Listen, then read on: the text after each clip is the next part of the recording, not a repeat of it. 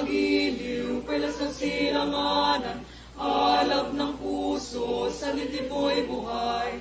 Lupang hinirang, duyan ka ng magiting, sa manlulupi, di ka pasisiin, sa dagat at bundok sa simul. Sa langit o bagaw, may nilagang tula at awit, sa paglayang minamahal. Ang isap ng watawat mo'y tagumpay na nagdilingin, ang bituin at araw niyang kailan pag may limang biniling. Lupa ng araw ng walhati pagsinta, buhay namin sa piling mo. Aming ligaya na pag may mga api, ang mamatay ng dahil sa'yo.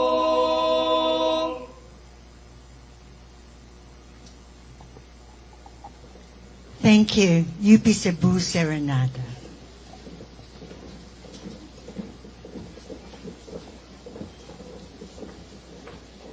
Maayong ugto, UP Cebu and UP Fight! Thank you for your patience. My name is Carla Bautista from the House of Representatives, Committee on Suffrage and Electoral Reform Secretariat, and we are mighty glad to be here. Today is a day of listening, studying, and thinking of the 24 truly important measures that aim to dissolve the concentration of power among families in Philippine government as commanded by the 1987 Philippine Constitution in its prohibition of political dynasties in the country 39 years ago. But before we begin, we wish to take this opportunity to express our profuse thanks, our deepest gratitude to the University of the Philippines, Cebu Chancellor Leo B. Malagar for making this all happen. Oh my goodness! Daghang salamat po, Chancellor Leo, and to our UP Cebu faculty who let their students go for today. Maraming salamat po mga profs. Thank you po.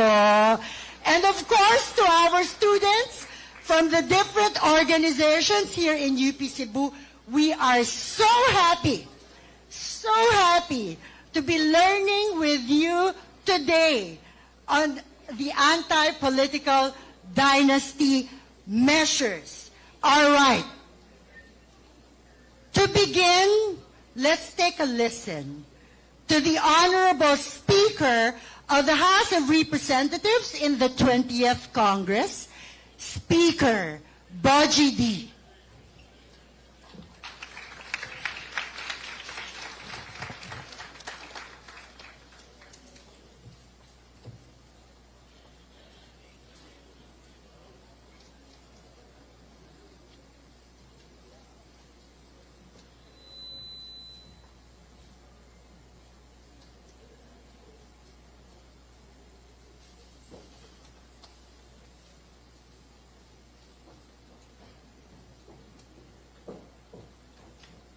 Representatives, magandang araw po sa inyong lahat, maayong buntag sa lahat po ng ating mga kababayan dito sa Cebu. My warmest greetings to you all. Sa ngalan po ng House of Representatives, nagpapasalamat po kami na binuksan po ninyo ang inyong puso, isipan at komunidad para sa mahalagang usapin ng anti-political dynasty bill. And to the people of Cavite, thank you for setting the tone in our first round of consultations. Ang inyo pong aktibo at madamdaming pakikilahok ay isang tagumpay, hindi lamang para sa Kongreso, subalit tanda rin ng malasakit ninyo sa ating bayan. Sa ating unang konsultasyon sa Cavite, nakita po natin kung gaano kainteresado ang mga Pilipinong makibahagi sa paksang ito. The discussions were honest, thoughtful, and deeply rooted in their real experiences. We heard both sides, and rather than divide us, these differing views strengthened our understanding of the complexities of the issue. Now, we have a clear appreciation of the balance that must be struck between people's right to choose and the broader goal of expanding opportunities for public service to more of our countrymen. Ngayon naman po ay lumalapit ang Kongreso sa inyo, mga mahal naming taga-Visayas. Dahil sa inyong tinig at damdamin ay aming pinagpapahalagaan at sinasaalang-alang. Mga kababayan, we are serious about passing a fair, just, and implementable anti-political dynasty law in the 20th Congress. And we are equally firm in our belief that any law we pass must be a product of wide, inclusive, and sincere consultation. Isang batas na maingat na binalangkas, masusing pinag-aralan, at nakaugat sa tunay na saloobin po ng mga Pilipino. Habang nagpapatuloy ang mga talakayang ito, hinihiling namin na manatiling bukas, magalang, at makabuluhan ang ating pong diskusyon. Ang kapulungan ay handang makinig at kumilos sa ikabubuti po ng ating bansa. Dagang salamat sa inyong tanan.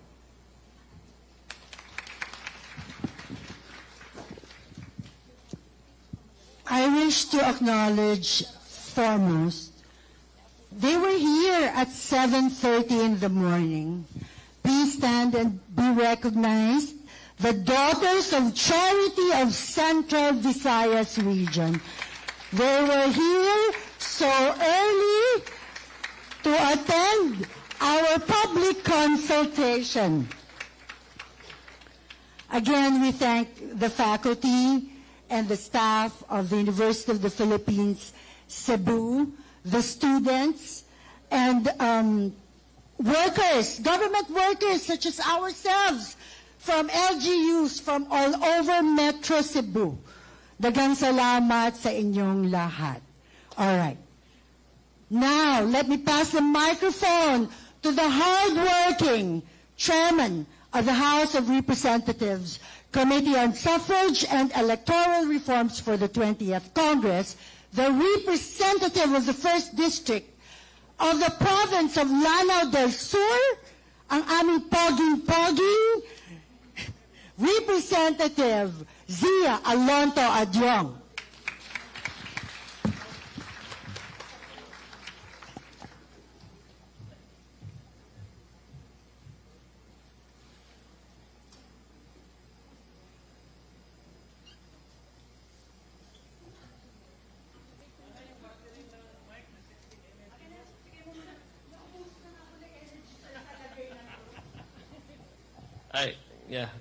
Thank you very much, Ma'am Carla. Maayong udto kaninyong tanan. Una sa tanan, mangayo kog pasaylo ninyo kay supposedly dapat magsugog tag alas 9. Dayon, wala man di man to control kay na-cancel man na akong flight from 6 a.m. from Cagayan de Oro padulong dire. So, I had to take the earliest flight from PAL, which is 9:40. Dobi kay wa man ko kabalo nga grabe ka traffic diya sa Mandawi. So I was confident na moabot ko dire mga alas 10. So mga more than an hour. So that's why mangayo kog pasaylo ninyo nga naghuwat mo sa amo nga kon, but definitely nami dire aron madunggan namo ang kung sa inyong mga gusto na may tabo din sa atong plano nga magpapasarta og pulisiya sa atong gobyerno aron matagan og restriction unsa ba atong restriction sa anti-political dynasty. But having said that, apologizing to each and every one of you, let me of course read my prepared speech. Ikabalo ka sa mga committee reports kay committee hearings ang inani. We normally share our views by way of expressing it through officially, of course, acknowledging the presence of everybody, but as well as the gist and the meat of what we are here today, which is basically the anti-political dynasty. And so allow me first to just read to you a very, very short, very brief opening statements with the indulgence of the members of this committee. Bismillahirrahmanirrahim. Assalamualaikum warahmatullahi ta'ala wa barakatuh. Maayong adlaw to kaninyong tanan. Honorable members of the Committee on Suffrage and Electoral Reforms, the University of Visayas, UP Visayas Community, Attorney Leo Malagar, UP Cebu Chancellor, Attorney Neri Colmenares, the ever available former member of the House of Representatives, students of the UP Cebu, to all stakeholders present, magandang umaga po sa ating lahat. First of all, let me thank the Honorable Speaker Faustino Boji D. III for his leadership and for his commitment to ensuring that the voices of the people are heard on this measure.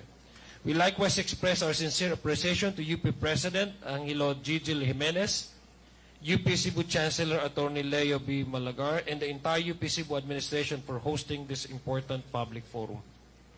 In today's public forum, we are determined to listen to the voice of the people of the Visayas on the 24 anti-political dynasty bills referred to the Committee on Suffrage and Electoral Reforms for consideration and deliberation. The anti-political dynasty law we craft will influence the democratic institutions we would inherit tomorrow. That is why your presence here matters. The Committee on Suffrage and Electoral Reform carries the responsibility of protecting and advancing the right of suffrage and measures on the conduct of elections, plebiscites, initiatives, recall, and referenda. At its core, our work is about safeguarding the people's sovereignty. Our Constitution declares that sovereignty resides in the people. That means political power begins and ends with the citizens. This public forum on the proposed anti-political dynasty measure is about participation in one of the most fundamental elements of democracy, the right to vote, the fairness of elections, and the structure of political power. Before reaching this stage, the committee conducted 2 prior committee hearings and a public consultation in Cavite. We examined constitutional principles, legal standards, and practical implementation concerns. We consulted scholars, constitutional experts, legal advocates, and representatives from the Commission on Elections. We reviewed various proposals in light of both constitutional limits and governance realities. We have heard citizens from Luzon on their lived realities when it comes to political dynasties. But no reform will be meaningful if it is crafted without the people it is meant to serve.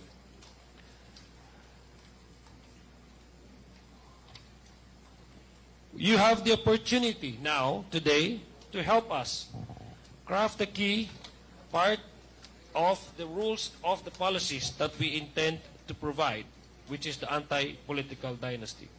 The future is not something you wait for. It is something you build, something we build. If today's Philippines is in loving hands, then let us express that love through responsible participation, thoughtful debate, and principled engagement. Love of the country requires action. This is what we meant by loving the country.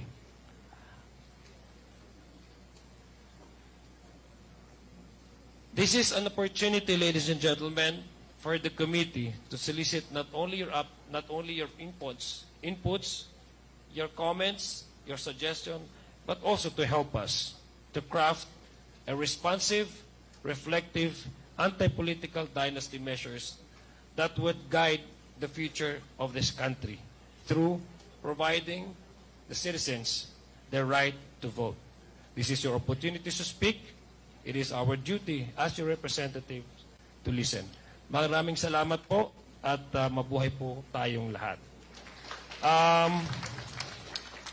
Before we begin with the actual deliberation, requesting all of the participants to express their views later on, I would first like to introduce probably and at the same time acknowledge the members who are present here today. Many of them are actually authors of the bills that were referred to this committee. By the way, 24 bills na po, Ma'am Laila, ang na-refer sa committee natin. 24 bills, 24 measures, yeah. So we start with the representative from Kabataan Party List. She's the author of HB 209, or one of the authors rather, of House Bill 209, Representative Rene Luisco. An author of House Bill number 381, representing the 2nd District of Bukidnon and the chairman of the Committee on Dangerous Drugs, Congressman Jonathan Keith Flores. Ito, di ko na kailangan ata introduce kasi kilalang-kilala nyo na ito. She's the author of House Bill 874, representing the 1st District of the City of Cebu, Congresswoman QT Del Mar. Parati po nyo itong nakikita, naririnig sa radyo at sa TV. Sabi nga ni Bambo, anong balita sa radyo at TV? Representative Edgar Irice from the 2nd District of the City of Caloocan. He's the author of House Bill number 2037. Of course, kilalang-kilala nyo na rin po ito. Dating senadora, dating sekretary ng Department ng Kagawaran ng Hustisya. Author po siya ng House Bill number 2131. Mamamayang Liberal Party List, Congresswoman Laila De Lima. From representing Gabriela Women's Party List, she's also one of the authors of House Bill number 4784, Representative Sarah Jane Ilago. Nandito ba yung kaibigan ko? Wala pa? Okay, sige. Mamaya ko na lang one of the... Okay, we also would like to recognize Vice Chair of the committee on this, Vice Chair of this committee, representing 2nd District of Rizal, Tan Juanco Emigdio III. Sorry, sir. Representing Ako Bicol, one of our vice chairs, Alfredo Garbin, Congressman Alfredo Garbin.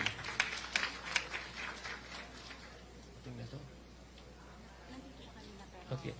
Okay. Representing Wantahanan Party List, Congressman Nathaniel Aducado.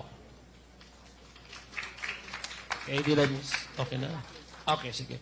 So, maraming salamat po sa aking mga kasamahan na dumalo galing po Maynila para po makilahok at makipag-usap at makinig sa magiging hinain po ng ating mga kababayan pagdating po sa panukalang batas na ito ang magbigay buhay sa Article 2, Section 26 ng ating saligang batas. Sir, Vice Chair, let's start with ladies first, no? Boss Egay, ladies first. So we start off with one of the authors, Representative Ko, for her remarks. 3 minutes, ma'am, para pas mabilis po tayo. Salamat. Ay. Thank you. Iksian ko, Chair, para sige, okay. Ayan. Okay. Maayong buntag sa iyong tanan. Maraming salamat po sa pagpunta sa public consultation tungkol sa mga House bills, to prohibit political dynasties as provided in the 1987 Constitution. Sa bahagi natin, bahagi po kami ng Makabayan Bloc, filed House Bill 209, the first bill filed in the 20th Congress prohibiting political dynasties, bringing the fight since 2001, nung final po ito noong una ng Bayan Muna. Historical, but long time coming and matagal nang necessary na ma-file po ito. Narito po ako bilang miyembro ng kamarang ito, pero more importantly, bilang tinig ng henerasyong namana ang isang political na sistema na nababaon sa krisis. Tayo, ang henerasyong isinilang sa pangakong pagkapantay-pantay at greater political participation, pero binigo ng mga monopolya sa politiko ng iilang pamilya at negosyong nasa likod na sumisira nito. Today, we breathe life into our future. So nandito tayo para i-discuss yung House bills, hindi lang ng sa atin, pero yung sa iba. At tignan natin yung nitty-gritty details nito at pag-usapan natin kung ano bang kailangan. Malinaw kasi sa saligang batas na dapat may equal access for opportunities of public service and therefore bawal ang political dynasties. At dapat gawan ng batas at definition ng Congress ito. So ulitin ko po, constitutional command ang pagkakabatas ng prohibition on political dynasties. It is unfortunate that since the 1987 Constitution, 39 years have passed and various Congresses, various administrations failed this constitutional command. So kaya tumitindig yung 20th Congress, tumitindig tayo, no, na kailangan na ng gantong batas at bahagi kayo ng prosesong ito. Malinaw po ang modelo at framework ng House Bill 209 ng Makabayan Bloc. No, una, ang prohibition both simultaneous and successive, no, sa political dynasties. Both po ito na pagkasunod-sunod, no, ng walang breaks, and yung sabay-sabay, no, na miyembro ng political families, bawal po. Ikalawa naman, up to the 4th degree of consanguinity and affinity ang prohibition. Hanggang pag magpinsan po ang bawal. No? And ikatlo, ang ating regime right now, no, ay introduce ito bilang qualification bago maging kandidato. Ibig sabihin, sa statement po ng candidacy, certificate of candidacy, na ifa-file ng isang kandidato, nakalagay doon na hindi po kayo miyembro ng political dynasty as provided by law. And therefore, pwedeng magkaroon ng cancellation to that effect at the onset pa lang. No, ang magiging siguro resulta nito, first to file na prohibition, at welcome natin yung discussion tungkol doon. At the end of the day, ginagawa natin to para ang kabataan magkaroon ng espasyo for public service. No longer that we will be shut out bilang marginalized sector, oras na ito para tayo ay tuloy-tuloy na maging bahagi ng political processes paghubog ng kinabukasang deserve natin. That's all, Mr. Chair. Thank you very much for the time. Thank you, Congresswoman Go. Now, may we hear from Congresswoman Cutie Delmar? Salamat, Chair. Maayong hapon sa tanan. I am your district representative, and I am so glad that my colleagues are here today, and they have chosen, because we have hearings in Luzon, Visayas, and Mindanao. For Luzon, we were at Carmona Carvita last Thursday. For the Visayas, I feel blessed that they decided to hold it right here in Cebu City in my district, because before passing a law, it's always good for us, well, for me and my family at least, to consult with our constituents. Listen to you guys. Hear what you think. If you're for it, if you're against it, and why. That's why we are here. We are your voice. For Mindanao, we are going to be in Cagayan de Oro. In fact, most of us are flying out today because there's only one flight a day. So, moatod mi dito. So, dito sad mi mag-public hearing. You may ask, aren't you a product of political dynasty? I know you're all thinking that because since 1987, you have not known of any other congressman in Cebu City except for Congressman Raul Delmar, my father, myself, and my brother. Yes. Don't we grow up idolizing the job of our parents? That's why most of us follow their suit. But I am very glad to say, never at any point in time was there more than one Delmar from our family that run in the same elections. That we made sure of. Many times my dad was offered, you run for mayor and then your daughter can run for Congress. My dad said no. We don't want to be selfish. So that's where this is coming from. So I'd like to thank all of you for being here. You know, this is full circle for me. I spent 4 years of college right here in UP Cebu. So it's nice to be back here and to be able to listen to each and every one of you. and we're looking forward to a very meaningful discussion. Thank you very much for your patience this morning, and I'd like to thank you in advance because I know, a lot of you being from UP, I'm so sure this discussion this afternoon will be truly fruitful. Daghang salamat ug maayong hapon sa tanan. Thank you, Chair. Daghang salamat, Congresswoman Cutie Del Mar. Now, may we hear from ML Party List Representative, Congresswoman Laila de Lima. Ma'am. Thank you, Mr. Chair. Distinguished colleagues, hello. And good morning, good afternoon It's good afternoon, guests and mga pinalanggan natong kaigsuonan dinhi sa Cebu. Maayong adlaw. In recent months, we have all seen how the Filipino people have collectively expressed dismay and indignation towards what has been repeatedly called the biggest corruption scandal in the country's history. In response to this, it continues to be our duty as citizens, us, members of the House of Representatives, as public officials, to hold accountable those responsible and to identify and address the root causes and systemic cancers that not only tolerate but also exacerbate corruption and injustice.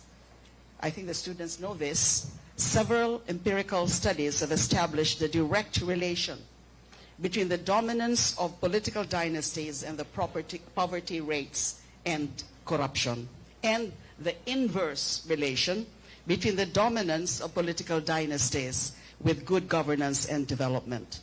Indeed, the entrenchment, I do believe, the entrenchment of political dynasties in our government also creates openings for the erosion and weakening of mechanisms of accountability, especially when political authority is held by members of the same family across interconnected offices or same or overlapping political subdivisions. Now I'll go straight to my own bill, which is House Bill number 2131. Actually, this bill proposes the coverage of up to the second degree of affinity. And some of the resource speakers we heard so far are also in agreement for second degree in consideration of practicality and implementability.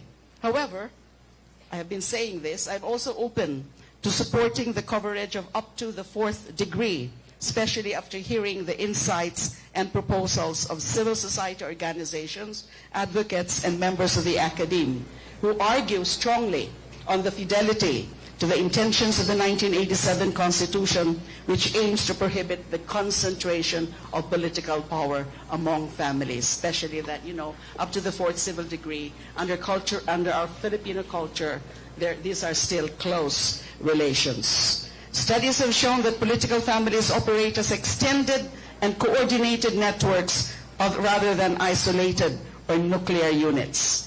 Also, my bill, HB 2131, prohibits succession and overlapping constituencies, which is consistent with the positions of most civil society organizations, advocates, and members of the academe.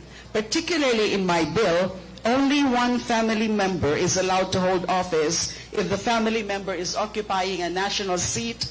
If no one in the family is holding a national seat, family members within the second degree, and as I said, possibly up to fourth degree, are prohibited to hold elective office within the same province. We're all here to listen, and we will welcome your questions, comments, and insights to further enrich the discussions and debates. Before I end, I wish to commend the Sangguniang Panglungsod of the City of Cebu for passing Resolution number 17-1892-2025, dated December 16, 2025, which expresses unequivocal support for the immediate passage of the anti-political dynasty bill, seeking to ban members of political dynasties defined as relatives within the fourth degree from simultaneously running for national and local positions, including party lists, as a vital measure to strengthen democratic institutions, promote transparency, and ensure accountability in governments. Ang kapangyarihan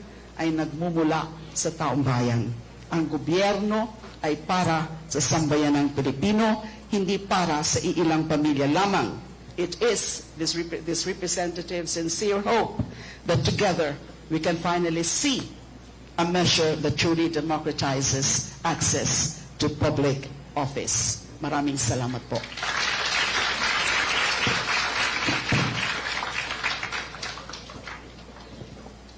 Thank you, Ma'am Laila. Now we may hear from the Gabriela Party List representative, Congresswoman Sara Jane Ilago.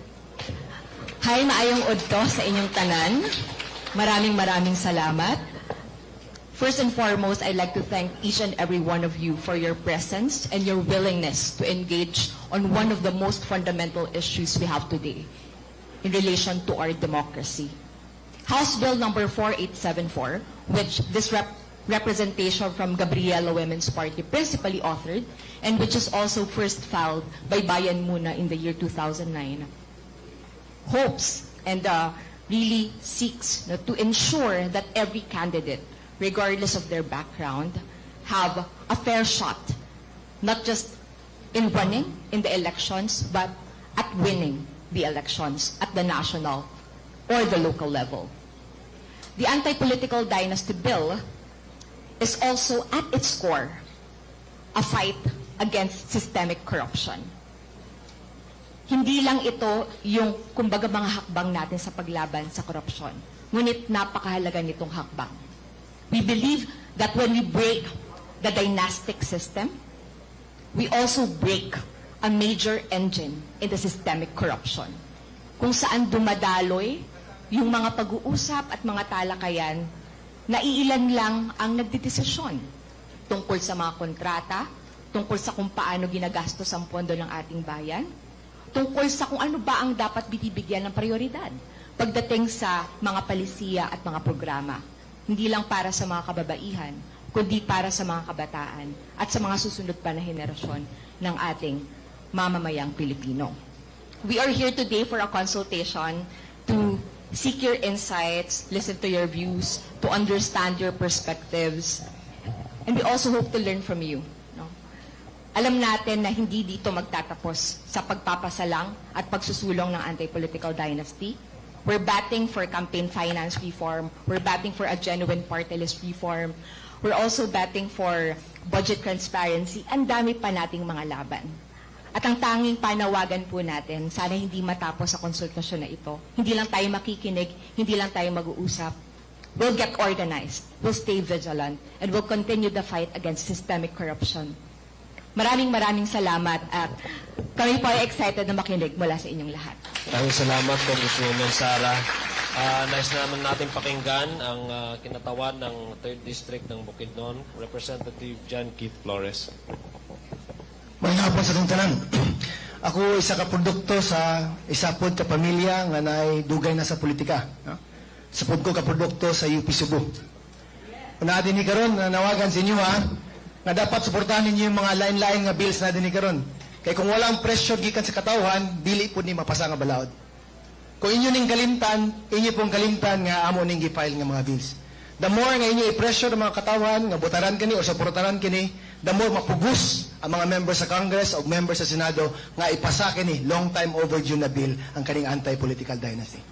Kung dili niyo suportahan sa nga pamaagi, kani gihapon mga pamilya kani gihapon mga apelyido ang inyong makit-an sa pipila ka tuig mobalik din sa inyo mga utana at ng political dynasty. Dili gihapon maundang mga kaigsunan, no? Mawala gihapon ning mga dili mangaling naong, pero mawala gihapon mga apelyido ang inyong makita. Kung dili ni pasa, kung dili ni mapasa karon. Daghang salamat. Parang ako yung tinuturo mo dyan. Okay. Thank you very much, Congressman Flores. Gusto naman natin mo marinig mula sa kinatawan ng Caloocan City, Representative Edgar Elise.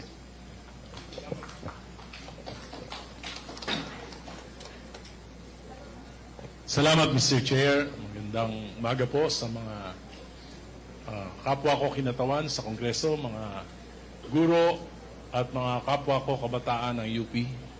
Magandang umaga po.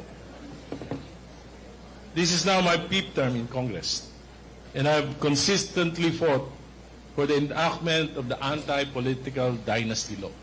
Not only a sworn duty to uphold Article 2, Section 26 of the 1987 Constitution, but as part of my lifelong battle against political dynasties. My advocacy against political dynasties predates the 1987 Constitution. For more than 4 decades, I have fought entrenched dynasties in my city, Caloocan.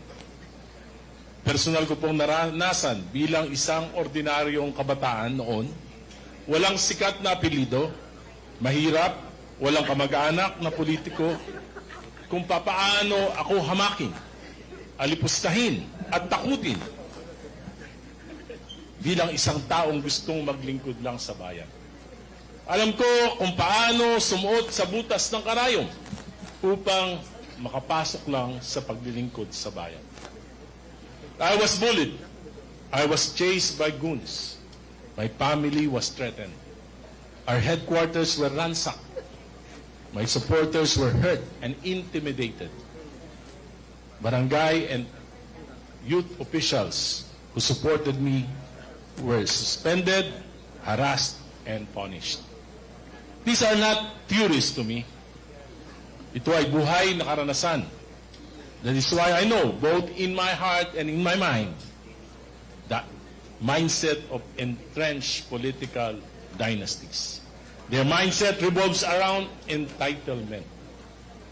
They see themselves as natural leaders, as if governance is a family inheritance and a divine right.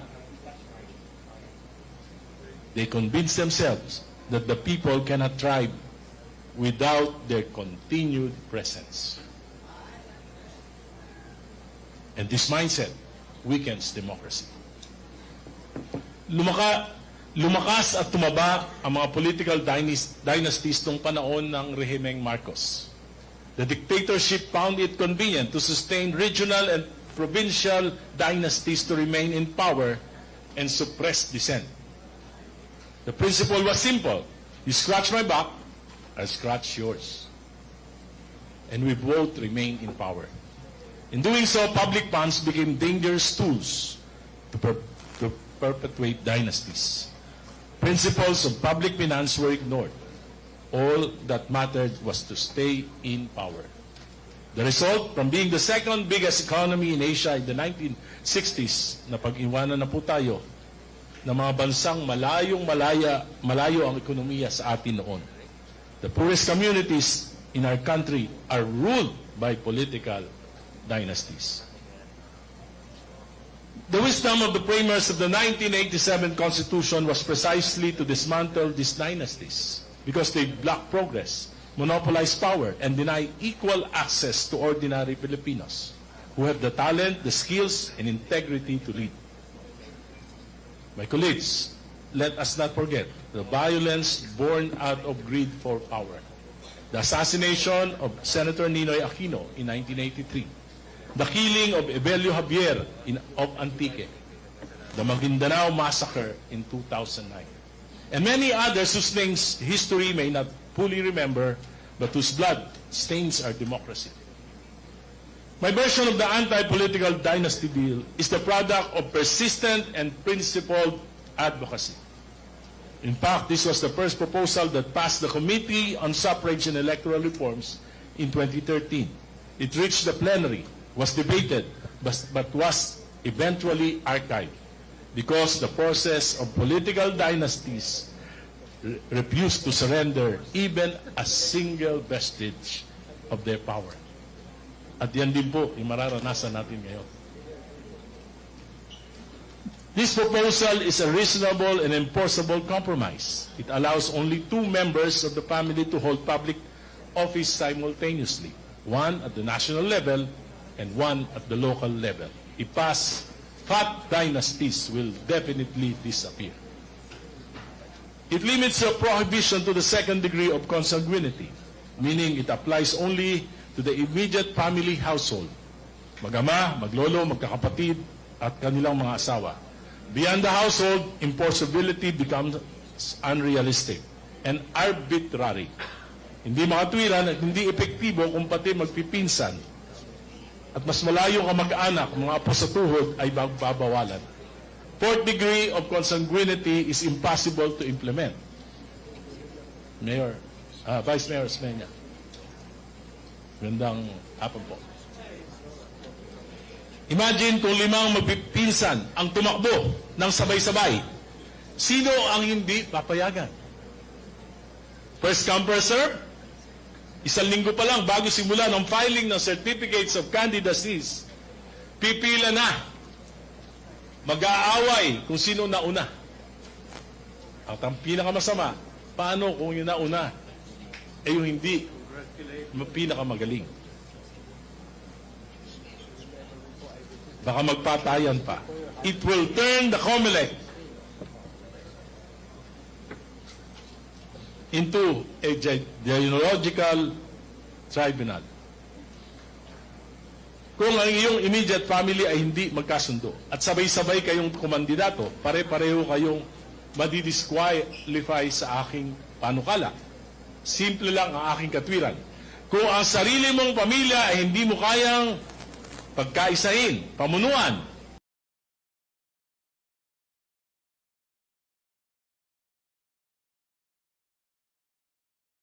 ano mo mapapagkaisa ang bayan? This man, away, nagmumurahan, mag-ama, nagbabastusan, at minsan, nagpapatayan pa dahil lang sa kapangyarihan. There are good dynasties who brought progress in their localities, but they are exceptions rather than the rule. If they are truly good, then 1 or 2 of them can lead the government, for the rest of them can choose other careers that can help their community. Good dynasties have no monopoly of talent. Paano lalabas ang mas magaling? Kung sila na lang lagi. Paano lalabas yung pinakamagaling kung sila na lang lagi? The bill now fulfills our constitutional duty as we see them as a consequence of decades of our inaction. Those projects, political, social aid, and the mismanagement of public finance. Tama na po. Sobra na po. Ngayon na po. Tulungan niyo po kami. Salamat po. Thank you very much, Boss Congressman Edgar Erice. First, we'd like to, of course, acknowledge former Mayor of Cebu City and now Vice Mayor Tommy Osmeña. Daghang salamat, sir, sa imong pag-join sa amo karon dawa. Now, may we hear from Congressman Dino Tanhuatco from Rizal. Maraming salamat, Chair. With your permission, colleagues, to our gracious hosts, the UP, Cebu, Vice Mayor Tommy Osmeña, and of course our colleague, Congresswoman QT Del Mar, sa lahat ng mga estudyante dito sa UP, sa lahat ng mga iba't ibang sektor na naimbita ngayong umaga at hapon, maraming salamat. They say that every journey starts with a first step. And I think we give credit to the present Speaker of the House of Representatives, Speaker Faustino Bojidi III, as well as Majority Leaders, Floor Leader Sandro Marcos, who initiated this movement or this action to be for the House, especially the committee led by Congressman Zia, to hold these public consultations and start getting a consensus, the consensus building on the issue of political dynasty. We all know that there is this concept, political dynasty, that needs to be defined clearly, and if we are to put life into our Constitution, we have to engage the public, engage all stakeholders to be able to come up with a final law or final piece of legislation that will be able to enable the provisions of the Constitution. Kaya maraming salamat sa inyong lahat. We need your inputs. This cannot be done only by the legislative body, but it has to be a result of consensus building. And that's why we appreciate your presence. We appreciate the hosting by UP, by the city. We appreciate the efforts by the committee. And we are more than excited to hear what you can say. Maraming salamat po. Maayong buntag sa inyo lahat. Maraming salamat, Congressman Tanhuatco. Now, the course, certainly not the least, sabi nga nila. The last but certainly not the least. Congressman Pido Garbin. Thank you. Magandang maayong hapon sa inyong tanan. Tama ba? And to the UP Cebu, our Chancellor, and to all the students who are here this afternoon, salamat po sa ating host, Congressman Cutie Delmar, and my colleague in the 15th Congress, Vice Mayor Tami Usmeña. Gandang hapon ho. Ours is a Republican state. Sovereignty resides in the people, and all government authorities emanate from them. And that's why we are here this afternoon to hear the sentiment and fulfill the mandate of the Filipino people under our Constitution. We have what we call the anti-political dynasty provision, a mandate where we can find in Section 26, Article 2 of the 1987 Constitution. This aims to promote democratic competition, but this policy is not self-executing, and that's why we have this 24 bills in the committee in order to come up with a definition, an enabling law that will pursue the demand, that constitutional demand. We want to broaden political participation and at the same time to limit the concentration of power sa nagkakailang pamilya lamang. But we want to make sure that this electoral reform should be real, makatotohanan, pangmatagalan, and something that can withstand judicial scrutiny. Salamat po. Magandang hapon. Salamat, Kong Pido. Lahat naman ata nakapagsalita. So now, may we ask Ma'am Carla to please moderate. So, si Ma'am Carla po, she'll be calling your the individual participants, the names and the organizations. Mag-intermission muna. Okay, ikaw yung mag-intermission? Pwede rin naman, sir. Okay, so now we will now open to call all the participants will be. Sir. Intermission first. I'm sorry. Intermission. Okay, there's an intermission. Okay, sige. Okay. Because it's getting hot in here, and we are so serious about really important topics and issues, we will want to call on our performances from the brilliant groups here in the University of the Philippines, Cebu,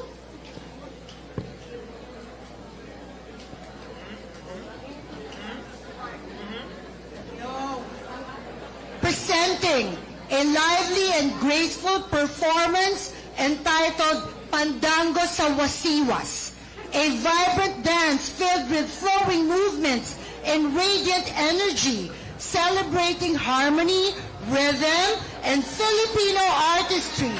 Let us give it up for Iskultura of the University of the Philippines, Cebu.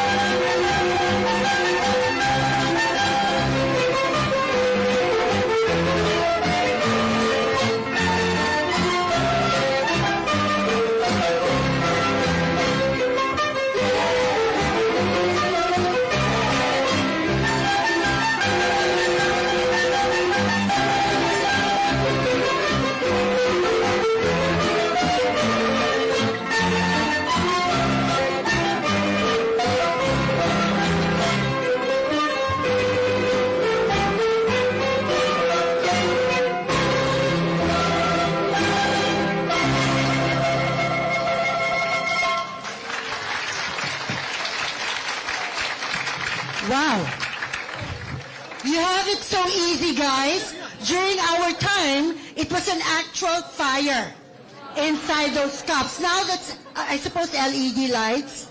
My God, there's no getting burnt part of the program. All right, our next performer is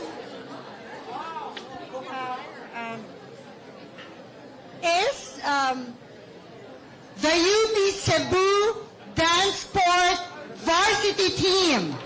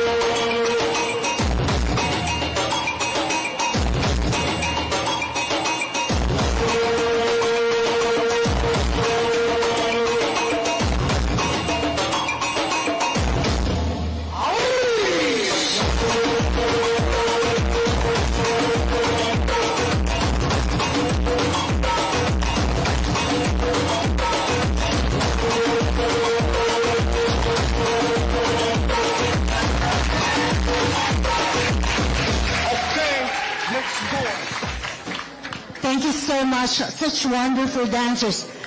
So now, while lunch is being served to our authors and our honorable representatives, I wish to open the period of manifestations from all of you, from the different organizations that registered.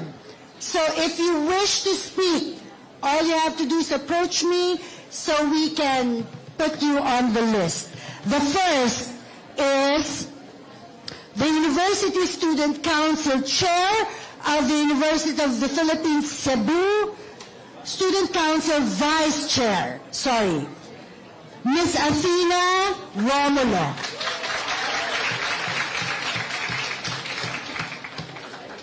Yes.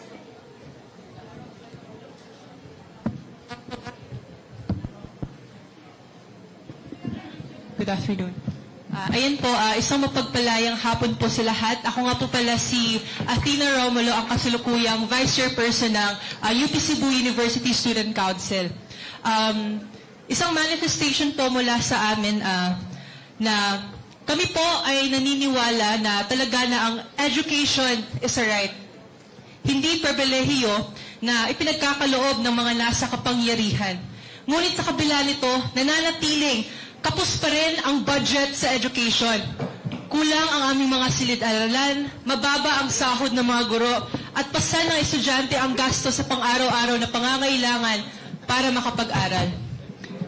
Dito po sa UP Cebu, danas namin ang kakulangan ng aming mga espasyo kung saan makapagpapatuloy sana ang mga eskolar ng bayan sa kanilang pag-aaral at pagseserbisyo sa mga tao. Umaabot na sa punto na kung saan yung mga students po namin ay nagko-compete o nag-aaway pa kung sino pa yung mas deserving na gumamit sa mga student spaces na ito para lang makapag-aral at para ma-utilize ito sa kanilang mga activities. Kulang din po ang iba pang mga facilities namin, basic services namin dito. For example, sa mga athletes, equipments at para sa mga laboratories. Ngayon po, hindi po ito kakulangan sa pondo. Ito po ay kakulangan sa paninindigan, sa pagpaprioritize sa education na nag-uugat sa existence of political dynasties. Kasi po ang mga political dynasties sa ating gobyerno ay siyang nagmamonopolize ng kapangyarihan nila sa Estado. Concentration of power. Pinag-prioritize self-preservation and control, hindi ang basic social services na dapat natatamasa sana ng mga estudyante. At malinaw po, hindi naging priority ng mga dinastiya na iyan ang edukasyon. Sa halip na mapunta ang budget sa paaralan, guro at estudyante, ang pondo ay nare-redirect sa mga pork barrel projects. Ang pondo ay ginagamit sa mga infrastructures na magbe-benefit ng political visibility para lang sa mga pangalan ng mga corrupt na officials na ito at hindi ang para sa pagkatuto ng mga estudyante. Itinutulak ng isang commercialized na education.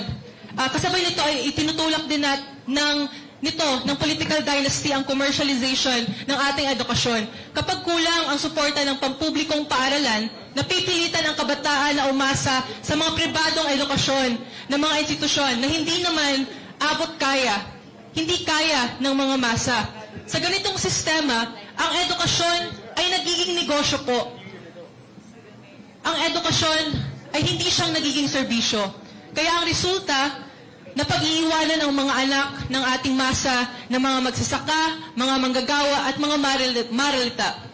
Habang pinapanatili ang murang lakas pagawa at tahimik na mga mamamayan. Kaya malinaw po ang naging panawagan natin na sa pag-expose po nito at sa pag-stop po ng political dynasty sa pamamaraan ng pagpasa ng bill na ito, sana'y maging malinaw din po sa atin na kung totoong pinaprioritize at pinapahalagan po ang right to education sa mga estudyante, naway bigyan po tayo ng sapat na pondo sa edukasyon. Yun lamang po at maraming salamat. Thank you, Athena. Carla, wait lang. Just to respond to that, but for the information of everyone, in 2026 budget, educational sector has the highest funding. It's more than, I guess, more than 100+ trillion budget for education. Yeah, that is also in compliance with what the Constitution states. So, thank you very much. Are you in favor of this measure? Just want to get your response to that. Categorical, yes or no? Yes, sir. Okay, I would also like to respond for... No, that's an information. Okay, thank you very much. Thank you, thank you. The next... We wish to remind our manifestors that really time is finite. So we have to be brief. You know, if you want to get the message across, you cannot say it 8 times. Just say it once and we're listening. All right. Okay. The next manifestor would be the chapter president of the UP Academic Employees, Mr. Noe Santillan. Magandang hapon po, Mr. Santillan.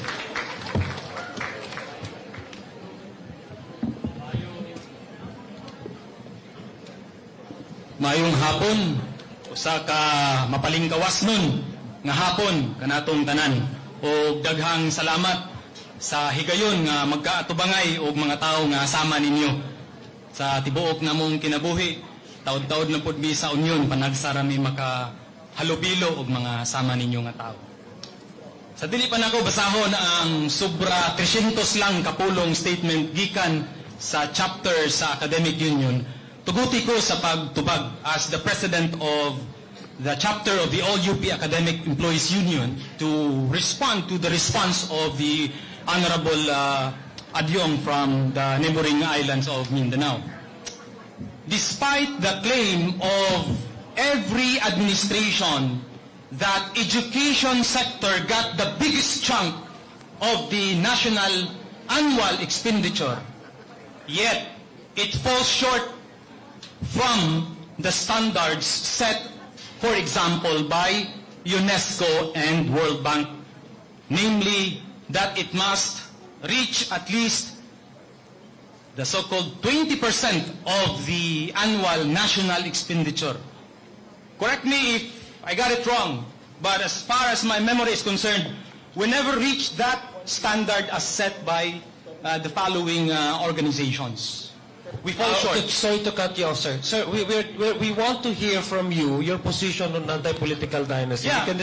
We can discuss about other things like the budget. I'm done. But I would like to please. We are pressed with time. There will be a lot of participants who would like also to speak out. We are here to precisely hear you. What is your position on political dynasty? Yes, this is it. Yeah, can we at least limit our discussion on that? Yeah. Thank you very much. Of the 18 House bills and of the 6 main versions filed during the 20th Congress, the All UP Academic Employees Union, UP Cebu Chapter, supports the House Bill 209, filed by Representatives Antonio Tino of ACT Teachers Party List and Rene Loico of Kabataan Party List, and the House Bill 4784 filed by Sarah Jane Ilago of Gabriela Women's Party. After careful scrutiny of the aforementioned House bills, at least we reached 18. As to the similarities and differences of these bills, we in the Academic Union of UP Cebu find those bills that are numbered 209 and 4784. They are simple to understand by the ordinary citizens, yet the most progressive to encompass prohibiting political dynasty regardless of classification, borrowing the terms and concepts of Boholio Tihanke, regardless of classification, either slim or fat, and either traditional or emerging dynasty. It is in this regard that we in the Academic Union agree with the proposal of the Makabayan Bloc to prohibit any succession or any simultaneous running and holding of any office from the national to the local level within the 4th degree of consanguinity or affinity. Hence, the Academic Union of UP Cebu maintains that there must be no political dynasty at all levels and that neither simultaneous running nor simultaneous holding of office nor succession of office within the 4th degree of consanguinity or affinity. It is already over a century since the modern Principalia, to borrow the term of Dante Simbulan, since the modern Principalia rules this country, and a quarter of a century, 25 years since an anti-political dynasty measure, House Bill 463, was filed by Bayan Muna in the 12th Congress in 2001. And it took 10 years, a decade, for that House Bill 463 by Bayan Muna to reach the committee level. The Constitution will turn 40 years old next year. It is already overdue to address the malady of the political dynasty and maximize the aims of the Constitution, particularly Article 2, Section 26. Thank you very much. All right. Our next manifester would be the faculty of the University of San Carlos, Cebu, Professor Grace Magalzo Buwalat. May we call on Professor Magalzo Buwalat, please.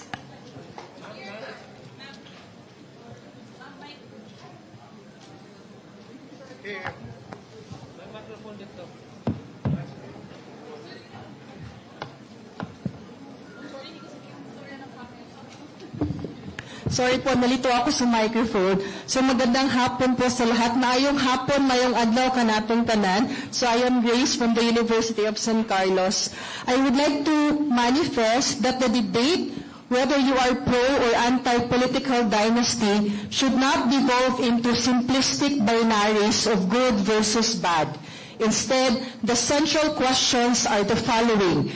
How do we strengthen democratic competition while respecting constitutional rights? How do we ensure that governance is both stable and accountable? How do we cultivate leadership that is acceptable to citizens beyond established families? The University of San Carlos, and I am certain most, if not all, HEIs in Cebu as well, support anti-political dynasty measures that would include, among others, number 1, passage of anti-political dynasty law now, just in time for the 2028 national and local elections. As mentioned, 24 measures have already been filed before the committee. We are positive that after 39 years, the time is now. The law must include both thin and fat political dynasties in the context of succession and consolidation.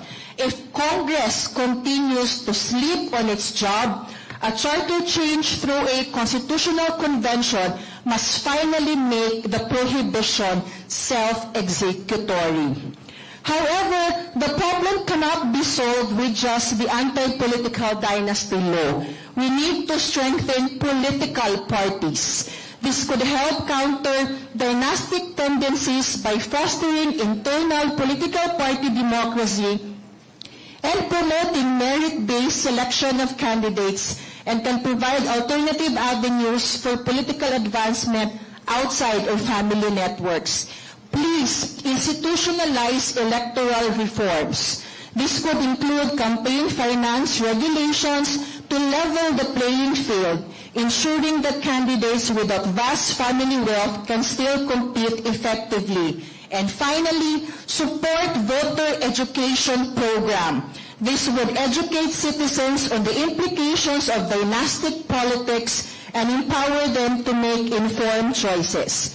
Academic scholars have highlighted the link between political dynasties and poor governance, poverty and corruption, and slow development.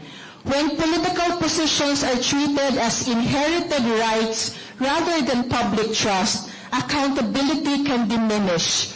Decisions may be made to benefit family interests rather than the welfare of the broader populace. Political dynasty pose a significant threat to our democracy and good governance in the Philippines. When I was serving chair of the USC Department of Political Science, I conducted countless interviews with prospective students, yet one has remained with me. As part of the usual exchange, I asked the young applicant why he wished to pursue a Bachelor of Arts in Political Science. Without hesitation, he replied, "Because my father told me I will be the next mayor of our municipality after his term."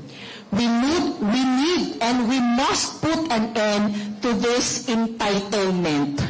Political power is a public trust, not a family heirloom to be passed from one surname to another.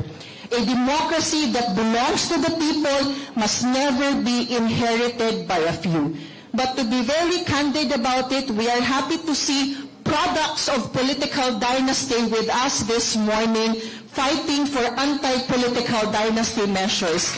And that for us is a positive development.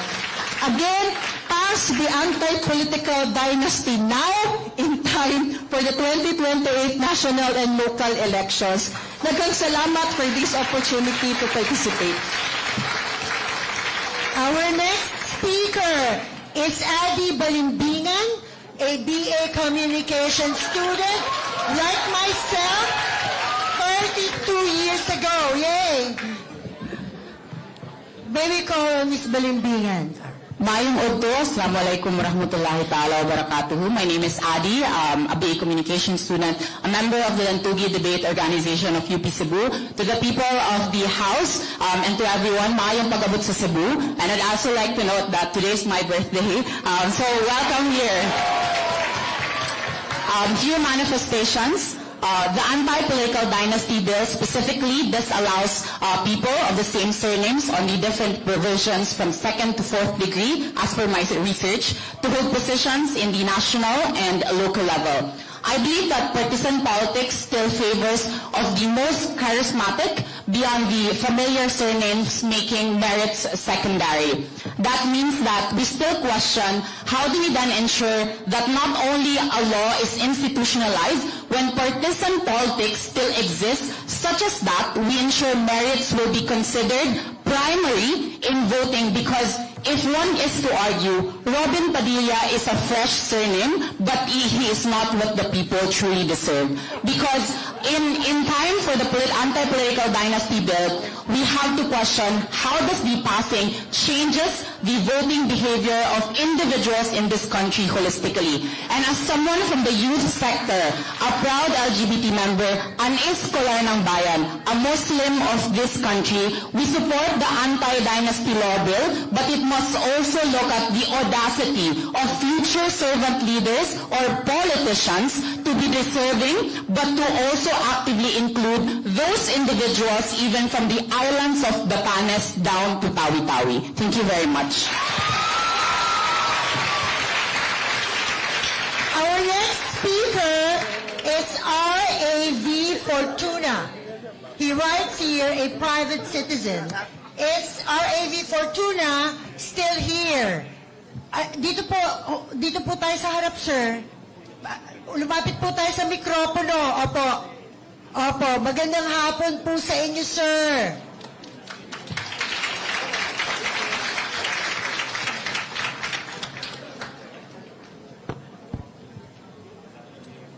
Mayong hapon ka na itong tanan.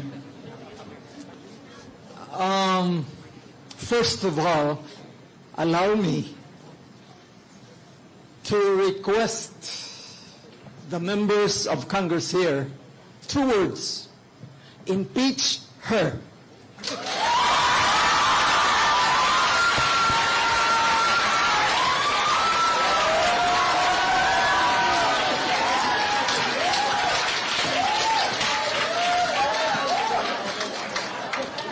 I didn't say him, I said her.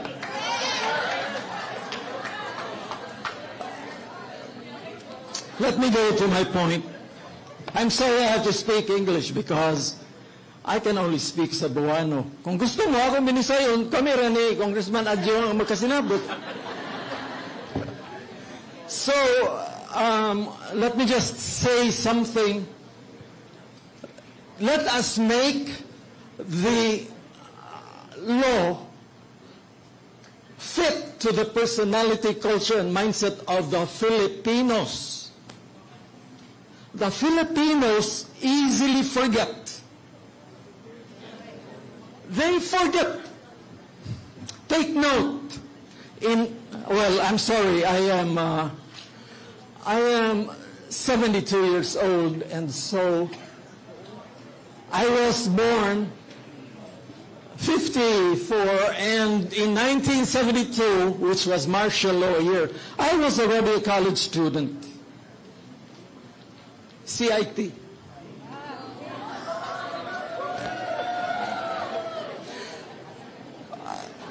There are three things that I want added into this law or into this bill. Three things. Because all I hear from the radio and see on TV are only the consanguinity and affinity relations. What about the chronological limitations? What I mean is, if a person has been sitting in a position for 3 consecutive terms, allow for a space between that and the next relative. Allow for a space so that there will be no continuity of, like what the teacher from St. Carlos said, you will be the next mayor? Come on, man. Secondly, let there be a geographical limitation to it. Like, if there is a congressman from the 1st district of wherever, there shouldn't be a congressman of another district of the same name. There should be a barrier again. Congressman Cutie, I'm sorry, I'm from Mandawi and I am sick of the continuity of names there.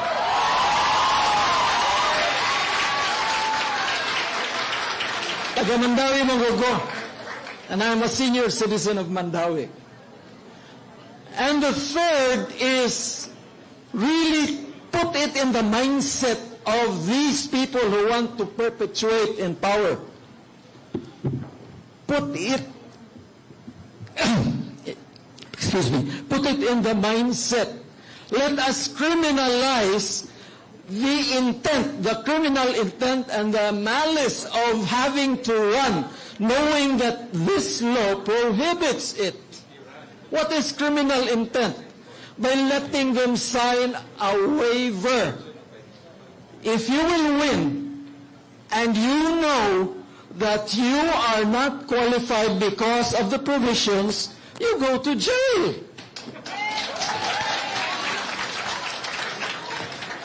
The members of Congress may be smiling or happy or what, and may say, this guy is stupid. Because I am not a politician. I have never imagined myself to become a politician. I hate popularity. I don't want also to become an actor. Okay? So, sorry. So, politics and acting are outside of my field. As I said, I'm from CIT, so I'm a technocrat. Talk to me. Talk to me about chemistry, about physics, about mathematics.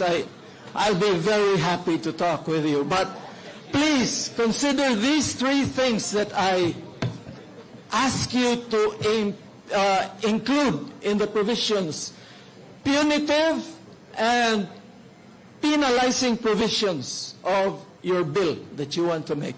Maayong hapon, daghang kayong salamat. We now call on Lazanax Lauron from the Alliance of Environmentalists and STEM Students for Inclusive Governance. Is Mr. Lauron here? Okay.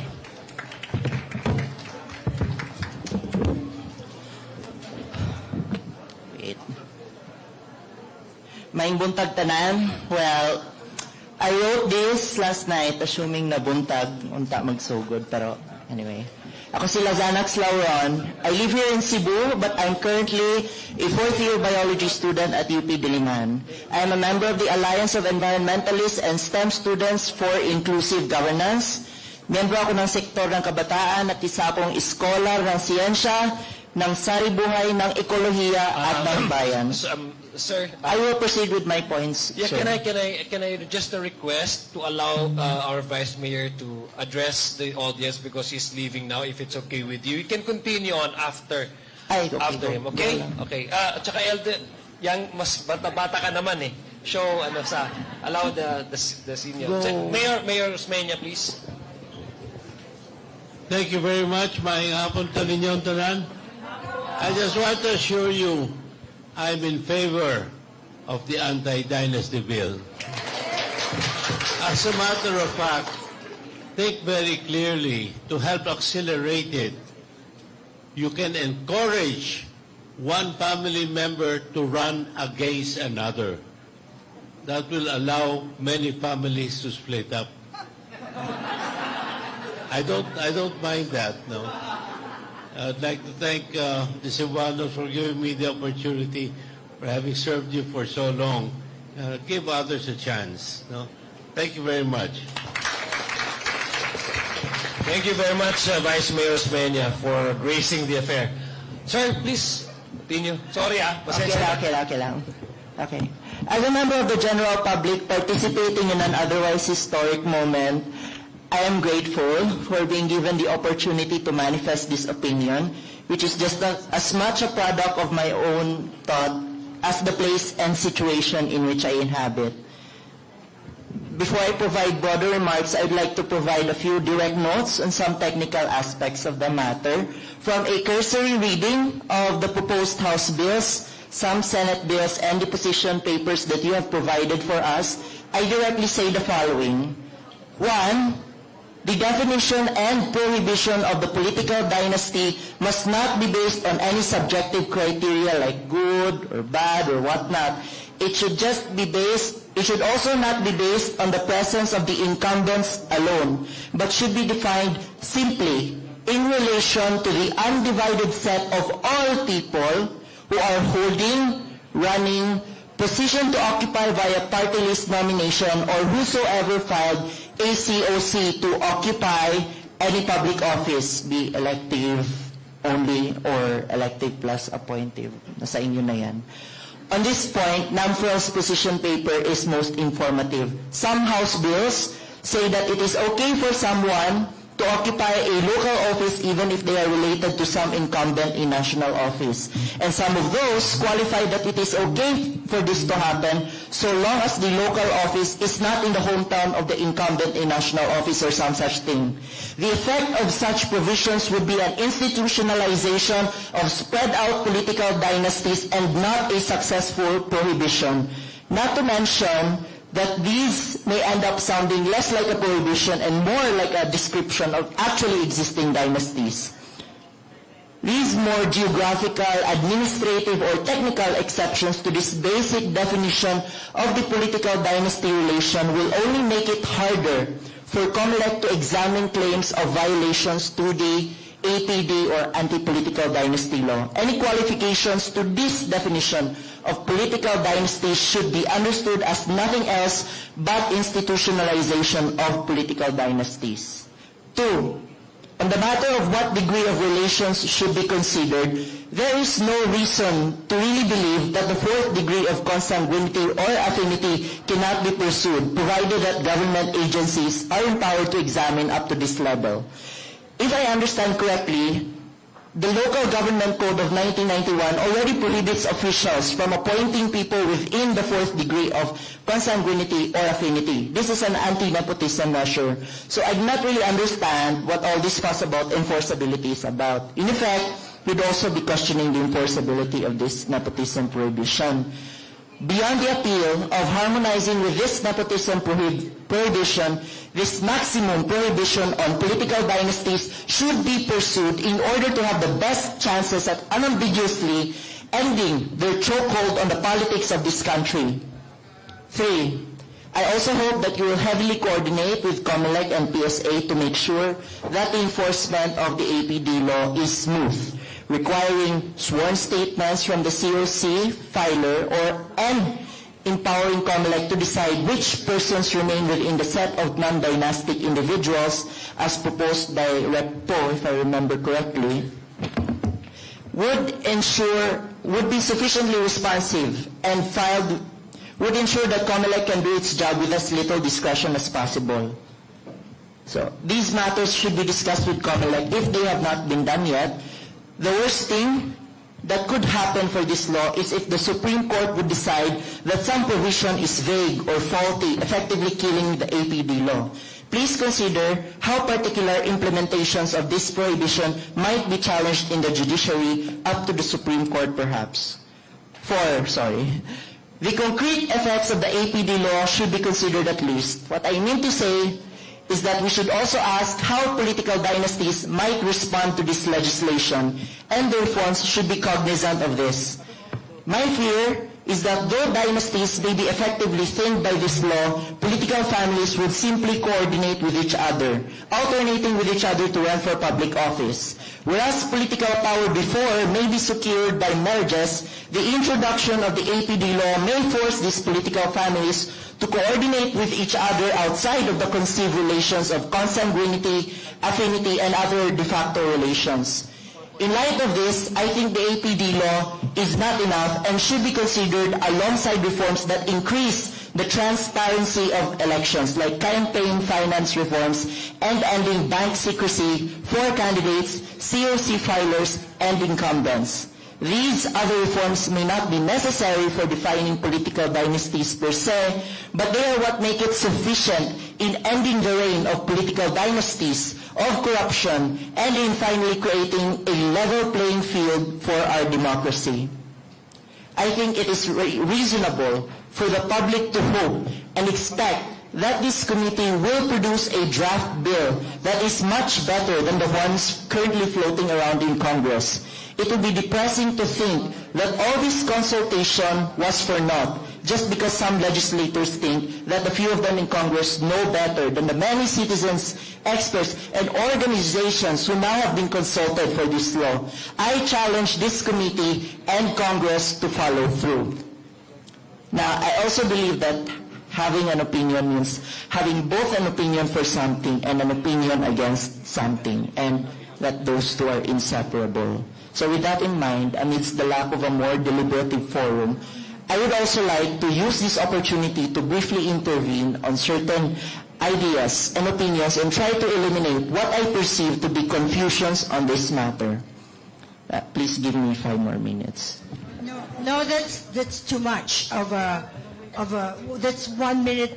1 minute. Yeah, but if you have like a if you have a position paper, if you have that, please submit it. Because we have a long list. Okay.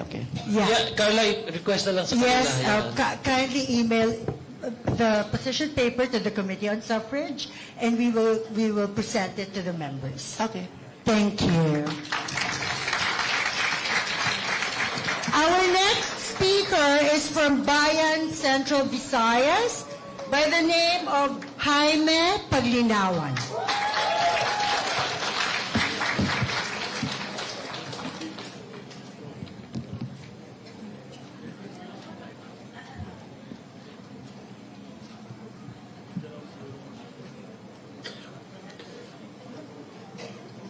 Mga halangdong congressman sa 20th Congress, mga resource person, mga taigsuuna na ko dinhi sa Bulwagan sa University of the Philippines, mayong hapon natong tanan. Ang bagong alyansa Makabayan Central Visayas nagrehistro itong public consultation na kailangan na ipasar, ibalaod ang anti-political dynasty. At kami nagsuporta sa House Bill 209, House Bill 4784 para buwagin ang mga political dynasty sa ating bansa. Grabe ka-insulto. Almost 40 years after the 1987 Constitution na binigyan tayo ng isang provision na kailangan walang political dynasty para equal yung mamayang Pilipino na magpa-elect sa iba't ibang posisyon. Almost 40 years. lumulubo, nilapad, lumalawak ang pamilya na nagkontrol sa iba't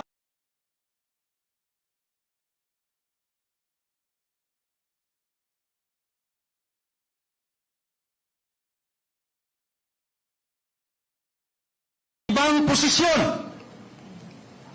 Si ama naging gobernador ng batas. Bakit hindi nila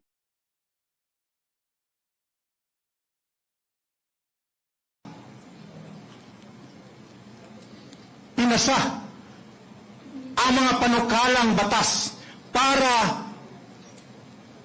ipagbawal ang anti-political dynasty? So nakita natin ngayon, habang ang iba't ibang posisyon na kontrolado sa mga iilang pamilya lang, parang mana nila ang kanilang posisyon. Parang negosyo ang posisyon. At nangyari, bilyon na piso ang ninakaw. Tayo ang top 3 sa buong Southeast Asia na pinakakorap na bansa. Ito ay masakit na katotohanan. Dahil sa kontrolan sa mga pamilya, hindi natin kayang maimbestiga o mapriso man kahit kitang-kita na yung mga kinawatay sa pundo. Dahil sila rin ang nagdipinsahay. So mga halandong mga congressman, ipakita ninyo ngayon sa 20th Congress na kailangan ipasa ninyo ang tunay para sa tao, ang anti-political dynasty, para yung mga pangalan ninyo mailagay na kayo yung pingunahan ni Chairman Congressman Adjong, na kung mapasa ito sa 20th Congress, mailagay yung pangalan ninyo na kayo yung tunay nagmamalasakit sa mga mamayang Pilipino. Balik ko, we support House Bill 209, we support House Bill 4784, break the monopoly of elite rules and advance genuine democracy. Maraming salamat po. Our next speakers are the members of CIT4, Cyan, Rom, and 2 others, most probably, from the Progressive Alliance of Concerned Technologies. The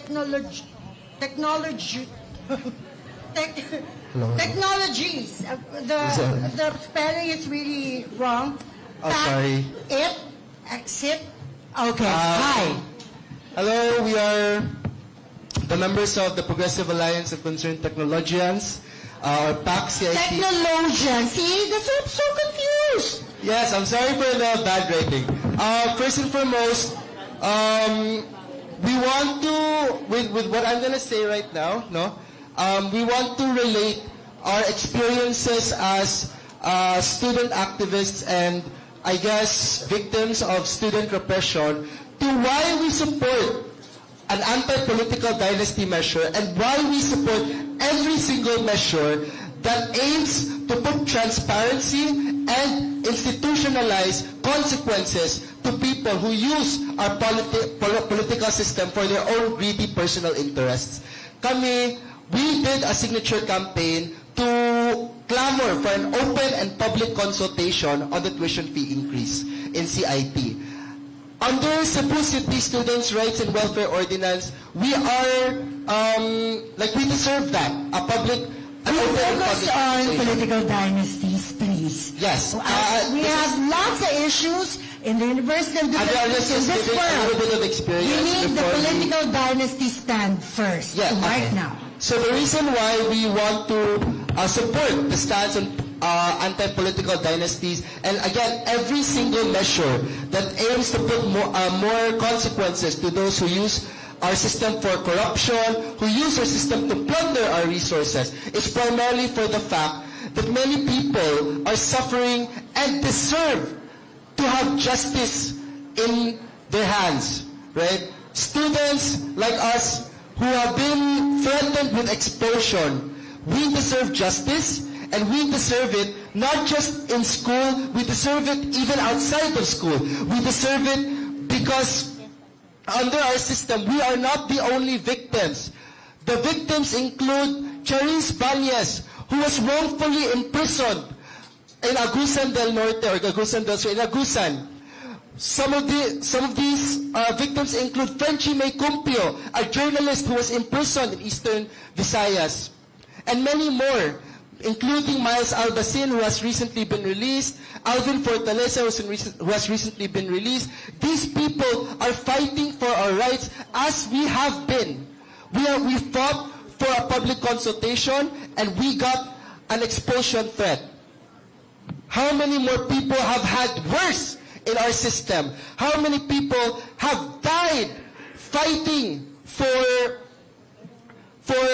even the most basic rights, right? Even the most basic welfare. And yet, family dynasties, who are some of the most corrupt and some of the most fascist individuals in this country, are the ones who are suppressing these, right? Many of the mining companies that have been violent towards protesters, many of the various companies that have been reported to bust unions. By the way, these are, again, our rights, have been owned by political dynasties. Even some of the schools and universities in Cebu have been owned by political dynasties. Again, we register our support for every measure that not only aims to put consequences on corruption, but also every measure that aims to broaden our democracy, to let us be more free in our own country, especially, and I guess more relevant to us, the Students' Rights Bill that Kabataan Party List has been campaigning for many years. We support these kinds of measures because we don't deserve to live in a country where our voices are silenced. We don't deserve to live in a country where signing a petition gets you expelled, and we don't deserve to live in a country where reporting on the truth gets you killed. Thank you very much. Thank you.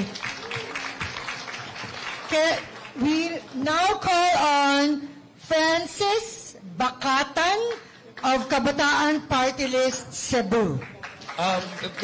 Carla, please, I request all those participants who have spoken and shared to us their positions on the matter on political dynasty. So please submit your position paper, not just your the way you express it today, but we want to have it submitted in writing para we would know exactly what you mean by your individual proposal and what do you mean by amending certain provisions in the current in the 24 versions of the proposed measure. So yun lang po, i-request ko lang po, and then i-remind ko lang po ang ating mga ang ating audience. Thank you very much, Carla. Okay. Hello everyone, I am Francis Bakatan, the current Secretary General of Kabataan Party List Cebu City, and I would like to share my manifestation in support for House Bill 209-4784, authored by the Makabayan Bloc, because political dynasties hinder genuine youth representation. Now, as Secretary General of the sole and genuine youth voice in Congress, here in Cebu, we've handled many cases of repression. In every instance of repression, we're told it's against the Cebu Students' Rights and Welfare Ordinance, or STRAW. We are told to go to the institutionalized Cebu STRAW desks. However, to this day, these structures are left neglected. Why? Because under the domination of political dynasties, it is in their interest to keep the youth disorganized and submissive. By breaking the concentration of power held by dynasties, we pave the way for the genuineness of the youth to be heard. That is why I support the passing of Bill 209-4784, authored by the Makabayan Bloc as the most comprehensive anti-dynasty bill to ensure genuine youth representation for all. Thank you. Thank you, Thank you, Francis. The next is from the University Student Council, Supreme Student Council. That's what she or he wrote. Supreme Student Council of San Carlos. All right, Maui Cruz.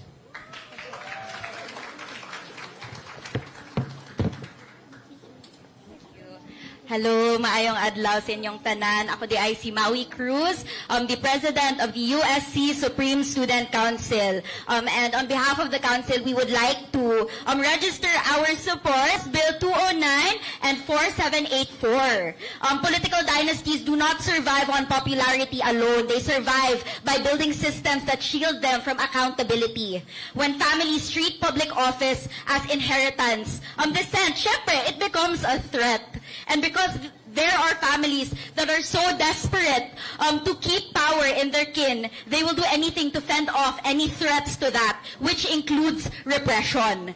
And as we near the anniversary of EDSA, we remember how Marcos, as part of the highest and the most notorious political dynasty, relied on weaponizing state forces through martial law to secure political control for his family. Now today, as students, while the context may look different, we still feel similar tactics inside our schools. Within the past few months, students have reported increased state-sponsored red tagging and black propaganda. For example, the continuous attempts of NTF-ELCAC, headed by and supported by political dynasties, to red tag progressive student leaders and organizations online and even inside our campuses, making it harder for students to form organizations, mobilize, and speak on issues that really matter, like political dynasties. Because when political power is concentrated in the hands of a few families, they also gain control over state machinery. And with that control comes the capacity to silence critics and intimidate those who challenge them, even students, especially those who are active against speaking out on pertinent issues. And that is why we support and call on everyone in this room, because in truth, the next person who will be repressed might be someone in this room. To support House Bill 209 and 4784, because these bills are what will genuinely protect the rights and welfare of the youth and will allow us to foster an environment where students can freely organize and mobilize for their advocacies without fear of political persecution from the state or their own schools. We cannot allow more of the youth to be afraid of speaking up and fighting for the future na deserve naman natin. Daghang salamat. Thank you so much. We proceed to SWV FINMA, Supreme Student Government, Duke Dominique Emia. Did I pronounce that correctly? And is he here? Duke Dominique. So Hello. Good afternoon to honorable members of the House of Representatives. My name is Duke Dominic Emia, the current Vice President of Southwestern University FINMA's Supreme Student Government. But today I'm also representing Kabataan Contra Corruption. From Kabataan Contra Corruption, we would like to express our support for House Bills 209 and House Bills 4784. Political dynasties heavily entrenched in our political system destroy the very essence of democracy and accountability, where control is concentrated within families and funds are more easily funneled towards their pockets. In this culture that normalizes corruption, leadership positions are treated as family property, more so run as business rather than positions held to benefit the people. We even see that beyond holding simultaneous positions, dynastic successions extend the same extent of control over governmental positions. And this is the effect that allows anomalous infrastructure projects to pass. In Cebu, billions of pesos were spent on clearly anomalous flood control, more than 26 billion pesos, but it still resulted in two-story high floods and more than 200 deaths. This has heavily affected lives of students, where academic materials, papers, laptops were washed away by the flood. It was corruption that made that disaster, political dynasties benefited from the demise of their constituents. Therefore, in our fight against corruptions, we believe that all forms of dynasties be disallowed immediately and decisively. So Kabataan Kontra Corruption therefore supports House Bill 209 and 4784. Thank you and mayong hapon. Thank you. From the League of Filipino Students Cebu, may I call on Gabby Saavedra. Maayong hapon sa tanan, sa kay estudyantihan, sa membro sa House of Representatives o sa tanan pa nga lain-laing sektor nga naakaron sa karon nga forum or karon nga hearing. Mula sa perspektibo ng League of Filipino Students Cebu, buong puso at matibay naming sinusuportahan ang House Bill 209 at House Bill 4784, ang anti-political dynasty bill. We register that there is no good political dynasties. Kanina sinasabi na baka may distinction ang political dynasties. Merong good at merong bad. Pero from the perspective of the League of Filipino Students and all amongst the National Democratic Mass Organizations here in the forum, we register that walang mabuti na political dynasty. Ang mga political dynasty ay hindi lamang baluktot sa eleksyon. Sila ay konkretong mekanismo ng iilang mga pamilya, mga elites. Sa sistemang ito, nagiging instrumento ang pampublikong opisina para sa pribadong yaman ng iilang mga pamilya. Mga bilyonaryo andito ngayon sa ating political spaces, yung mga negosyante na andito pa rin sa ating Kongreso, sa Senado, yung mga may hawak sa malalaking lupa, yung mga Villars, sila andito pa rin sa Senado. So, kinukundina natin yung gantong pag-aalaw ng ating pamahalaan sa gantong mga pamilya na nagmonopolyo sa ating spaces in the political sphere. So, sa pamamagitan ng mga political dynasty, sinasakop nila ang yaman ng gobyerno. Sinasakop nila yung mga projects, yung mga infrastructural projects. Kung dito sa Cebu, yung flood control projects natin na nangunguna yung QM Builders, saka yung link to Jasper Distaya. Yung pagkontrol sa ating mga lupain, yung ating mga kayamanan at iba pang resources na minomopolyo ng gantong mga pamilya. Tinitiyak ng political dynasties ang pagpapatuloy sa sistemang ito. Kaya naman kinukundina natin yung gantong pamamahala ng mga political dynasties. Sa pamagitan ng pag-upo ng maraming posisyon sa halalan, pumapasok po sila sa iba't ibang branches ng ating government, sa Congress, sa Senate, sa LGUs at iba pa. Halimbawa na rito yung sinasabi kanina ni Cebu City 1st District Representative Rachel Del Mar, na mismo siya, minana niya yung pwesto sa kanyang generation, sa kanyang ama at iba pa. Yung kuya niya nasa Kongreso pa rin. So yung mga ganong mekanismo, nandito, manifested siya at nakikita natin in everyday basis. Walang good na political dynasty. Nire-register natin yan. At ngayon, kinakailangan ng kabataang Pilipino na sumang-ayon na sa lahat ng antas, walang good yung dinudulot ng political dynasties. Nakaka-capture nila kasi yung mga policies, yung mga palisiya, pinapabor nila yung mga proyekto at mga policies na nakabe-benefit sa kanilang mga interest. Ang pagsuporta sa panukalang batas, ang House Bill 209 at House Bill 4784 na galing sa Makabayan Bloc, ito ay pagsuporta sa tunay na demokratikong pampolitika laban sa minumunang yaman mula sa pampublikong opisina at laban sa sistemang kung saan ang gobyerno ay naglilingkod lamang para sa iilan at hindi sa sambayanang Pilipino. Wrap up, please. Wag nating kalimutan nga ang number one political dynasties ay ang Marcos Duterte. Kinakailangan natin na magkaisa na i-impeach ang Marcos Sara na tambalan at i-oust ang Marcos Duterte. Kaya napakalaga ng mass action sa mga kabataan upang labanan ang political dynasties at upang at upang kaya papakalagang mass actions upang labanan ang political dynasties at ang paghahari ng iilang pamilya sa ating lipunan.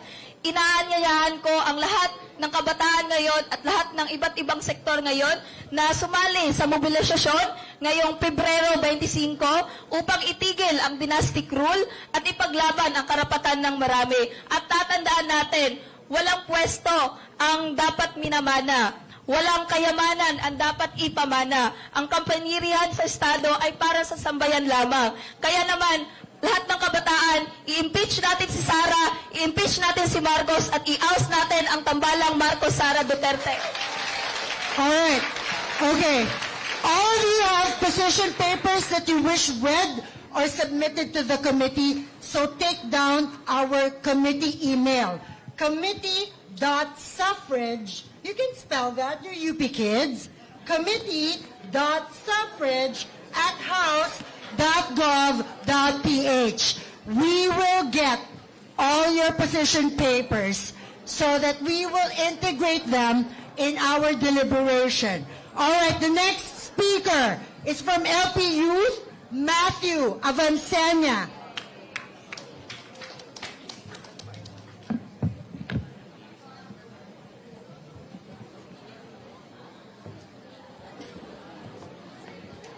Hello everyone, my name is J. Matthew Avancenia. I'm from LP Youth, but most importantly, right now I speak as a mildly annoyed citizen of the Republic of the Philippines.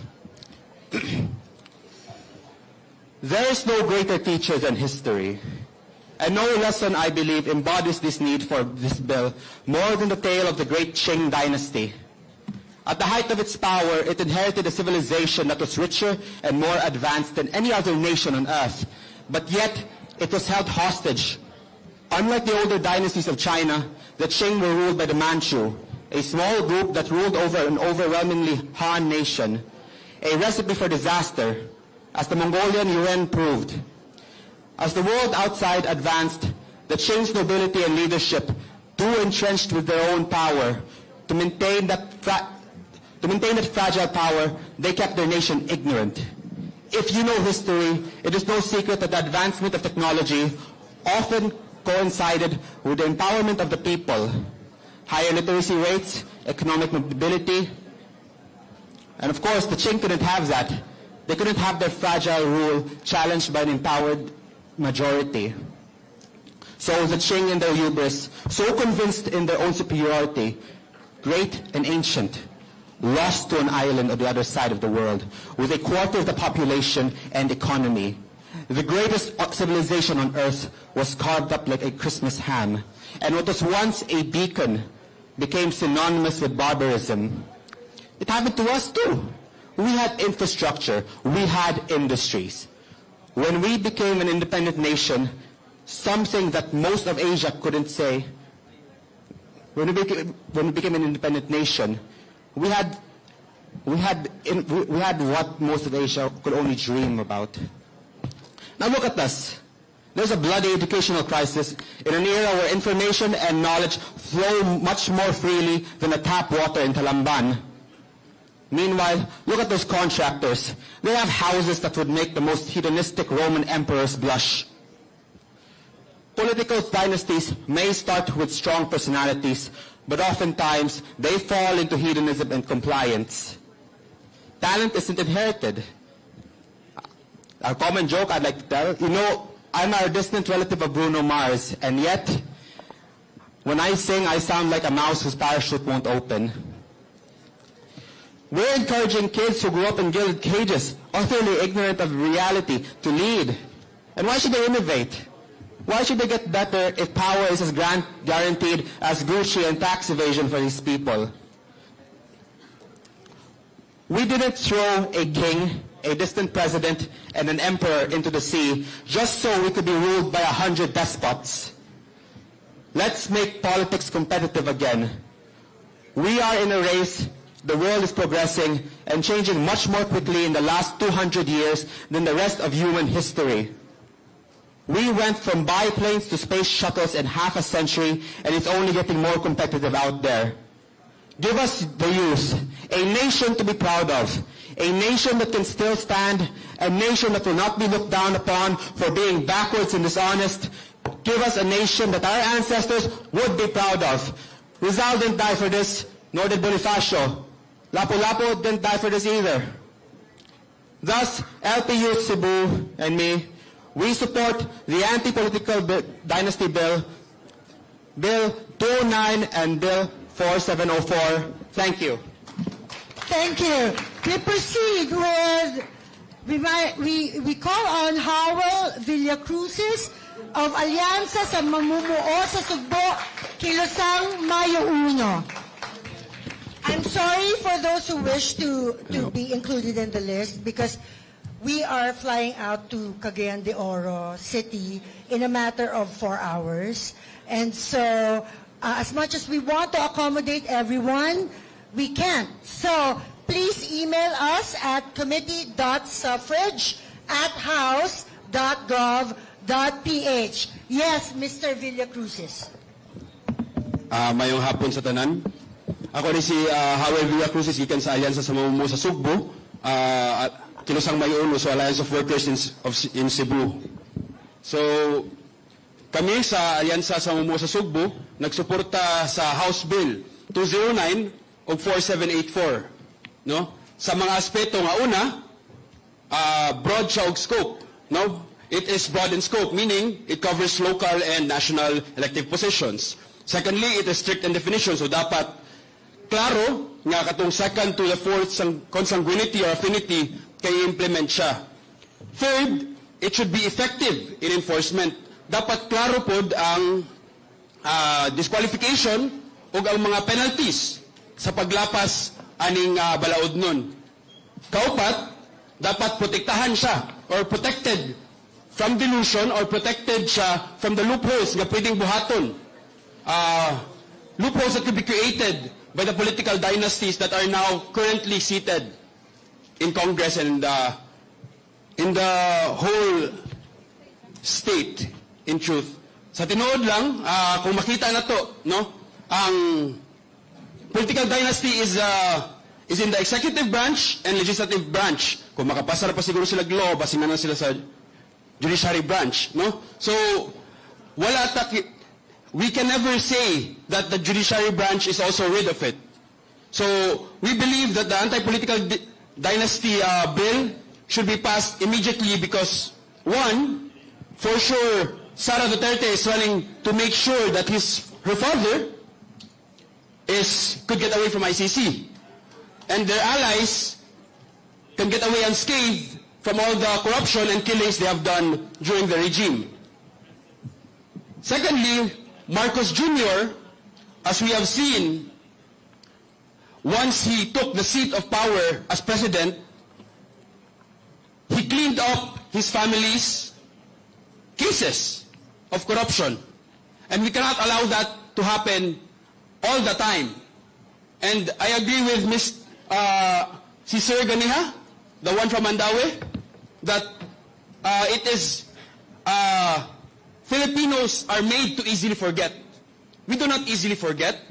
We are made to easily forget. So maybe we could put into the bill a measure which will entrench or put the records of political dynasties and their crimes against the people into the history books so that it could be studied all over again by the people so we never forget.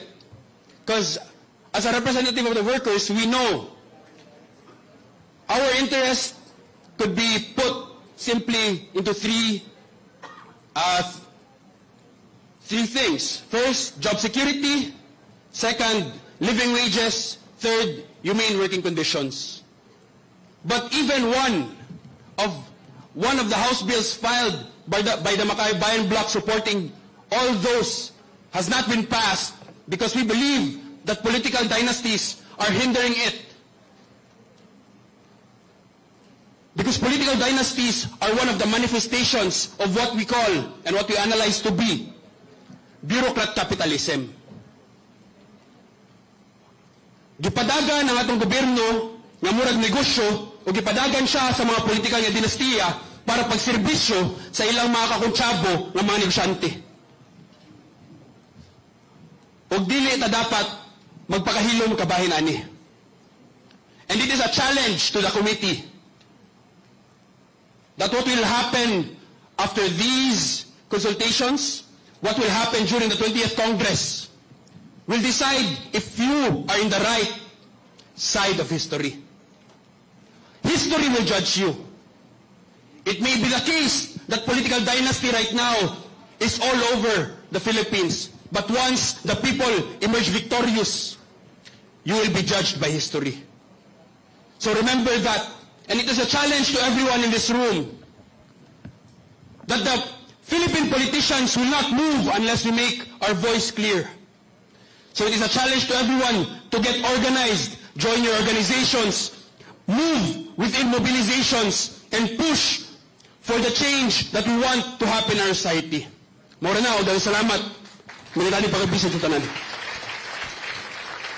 Next is Mr. Fiel Leaf of UP Cebu.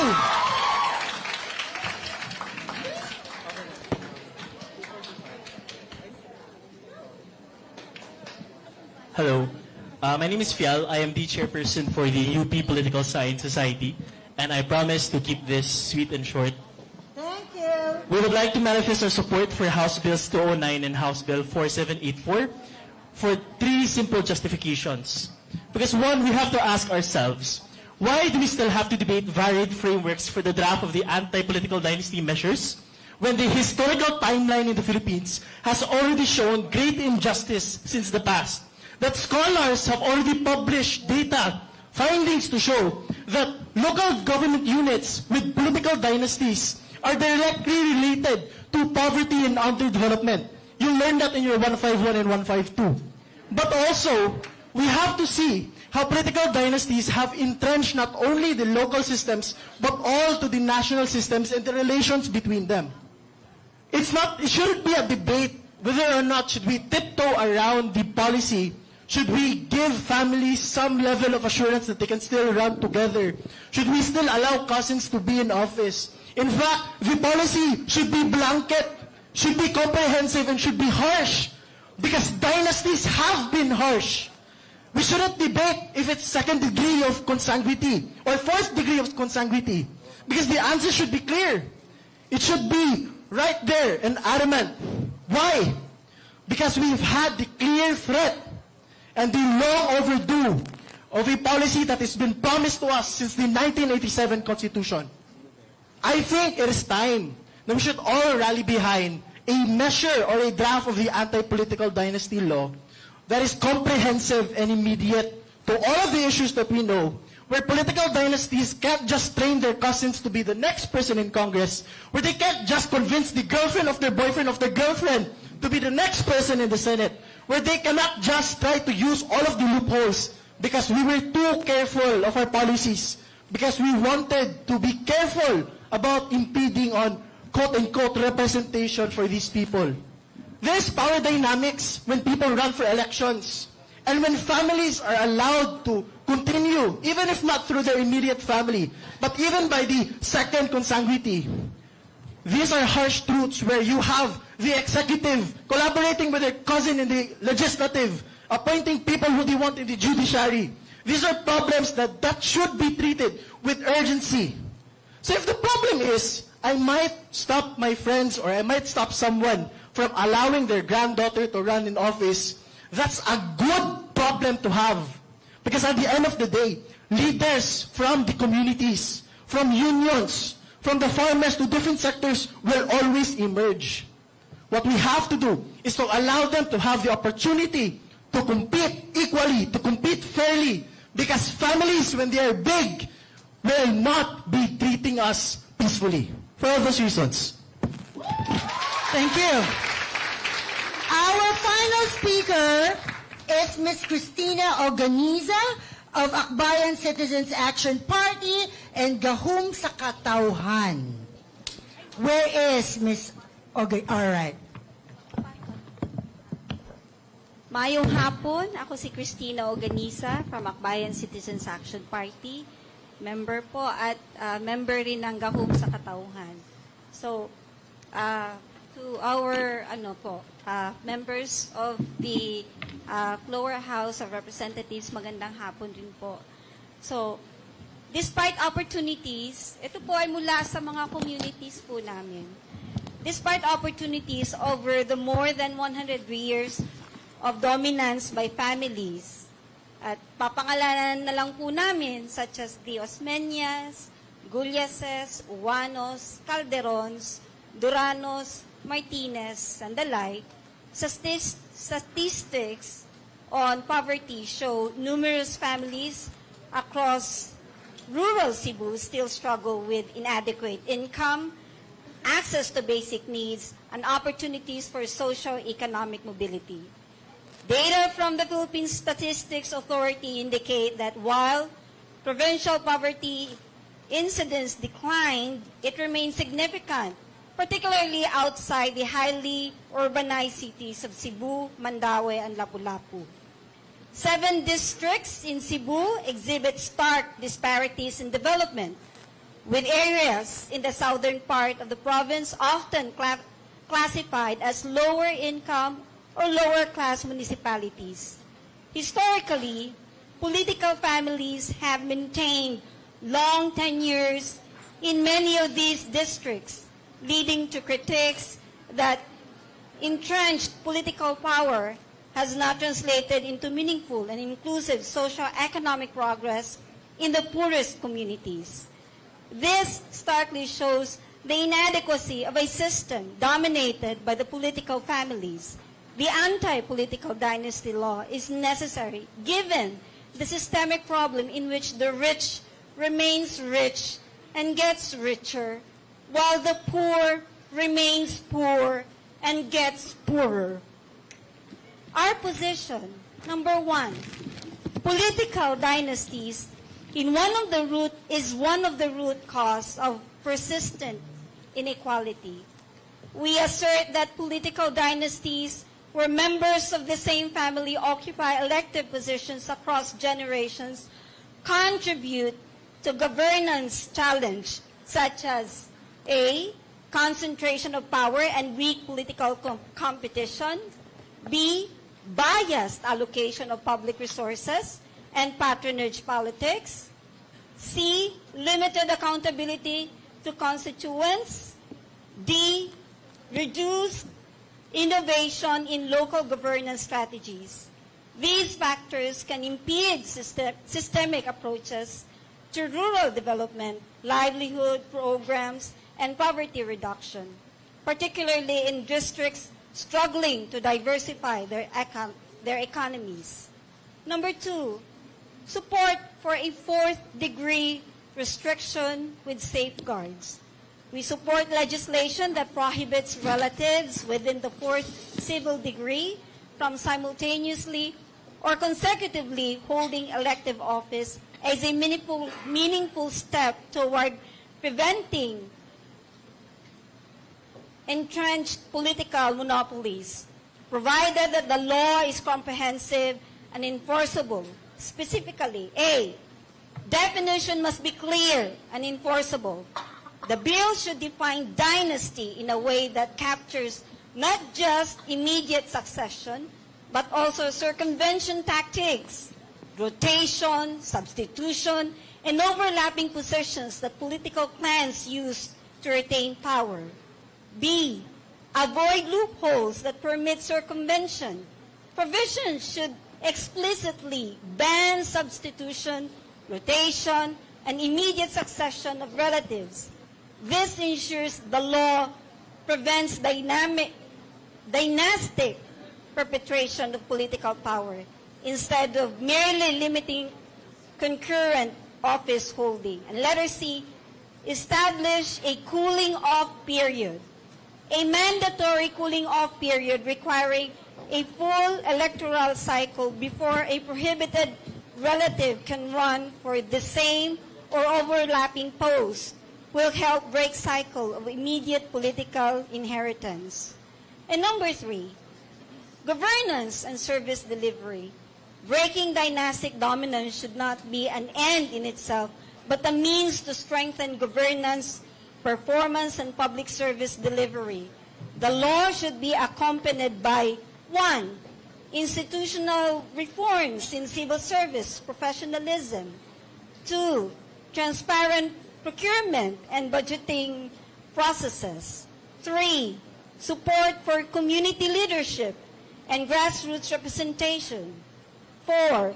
Local economic development planning and prioritizes the poorest districts. These measures can create pathways for emerging leaders rooted in community concerns rather than familial concern. In conclusion, I should say familiar connections. In conclusion, in the context of Cebu, where persistent poverty in rural districts and uneven development outcomes remain significant concerns, a genuine and comprehensive anti-political dynasty law grounded on a fourth-degree prohibition can be an important reform. However, for it is to meaningfully promote democratic inclusivity and socio-economic development, such as legislation, must be free of loopholes, enforceable, and paired with institutional governance reform. Political power should be determined by merit and public support, not lineage and inherited privilege. Ensuring broad political participation and accountability is integral to addressing long-standing challenges like poverty, inequity, and governance deficits in Cebu's 7 districts. Og hangyon gihapon namo og pangusga namo ang gahom sa katawhan. Thank you. So now at this point, we wish to call on stage the chair of the Committee on Suffrage and Electoral Reforms, Chair Zia, and the University of the Philippines, Cebu Chancellor Leo B. Malagar.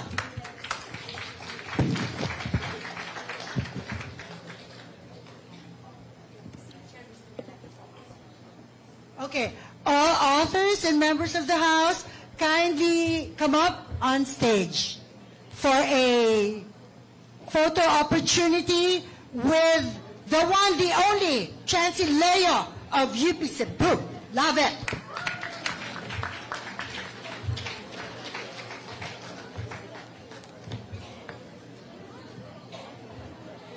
Dito po sa stage, sirs.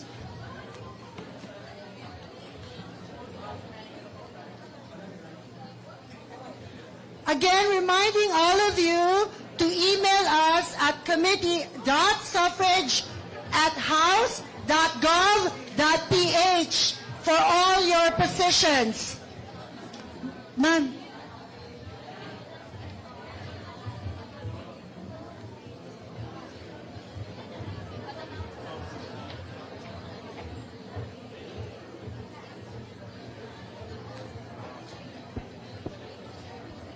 Si Chair.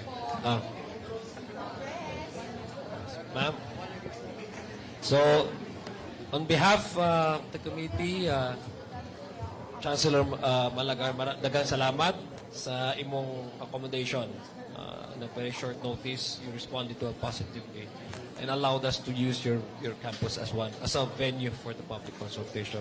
So allow me, Your Honors, Chancellor, to read Republic of the Philippines, House of Representatives, Committee on Suffrage and Electoral Reforms, 20th Congress. Certificate of Appreciation is hereby given to Attorney Leo B. Malagar, Chancellor, University of the Philippines, Cebu, for their invaluable contribution in the successful undertaking of the public hearing on anti-political dynasty measures held on February 19, 2026, at the Performing Arts Hall, University of the Philippines, Cebu, Cebu City, given this 19th day of February 2026, signed by the Chairperson. Maraming salamat po. Thank you very much.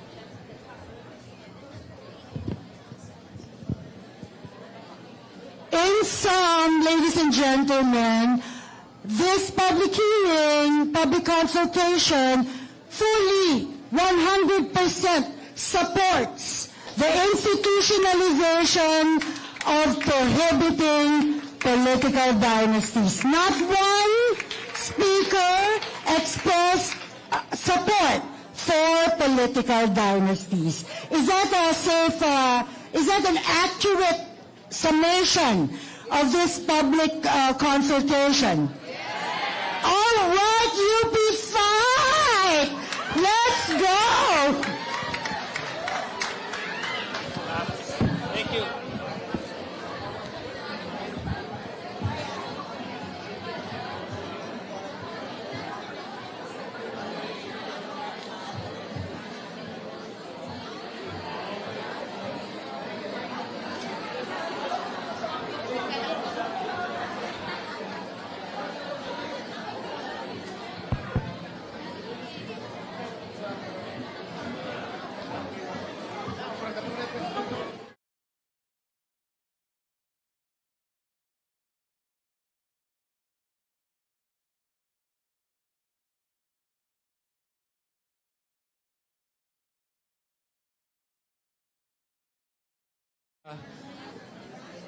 I'd like to again extend our gratitude to Chancellor Balagar for allowing us again to provide us the venue for our first ever public consultation for our Visayas stretch. UP Cebu, this is historic because this is actually the first time that an anti-political dynasty measure was debated on in the plenary level, and we hope that we can actually reach the stage wherein members of the House of Representatives will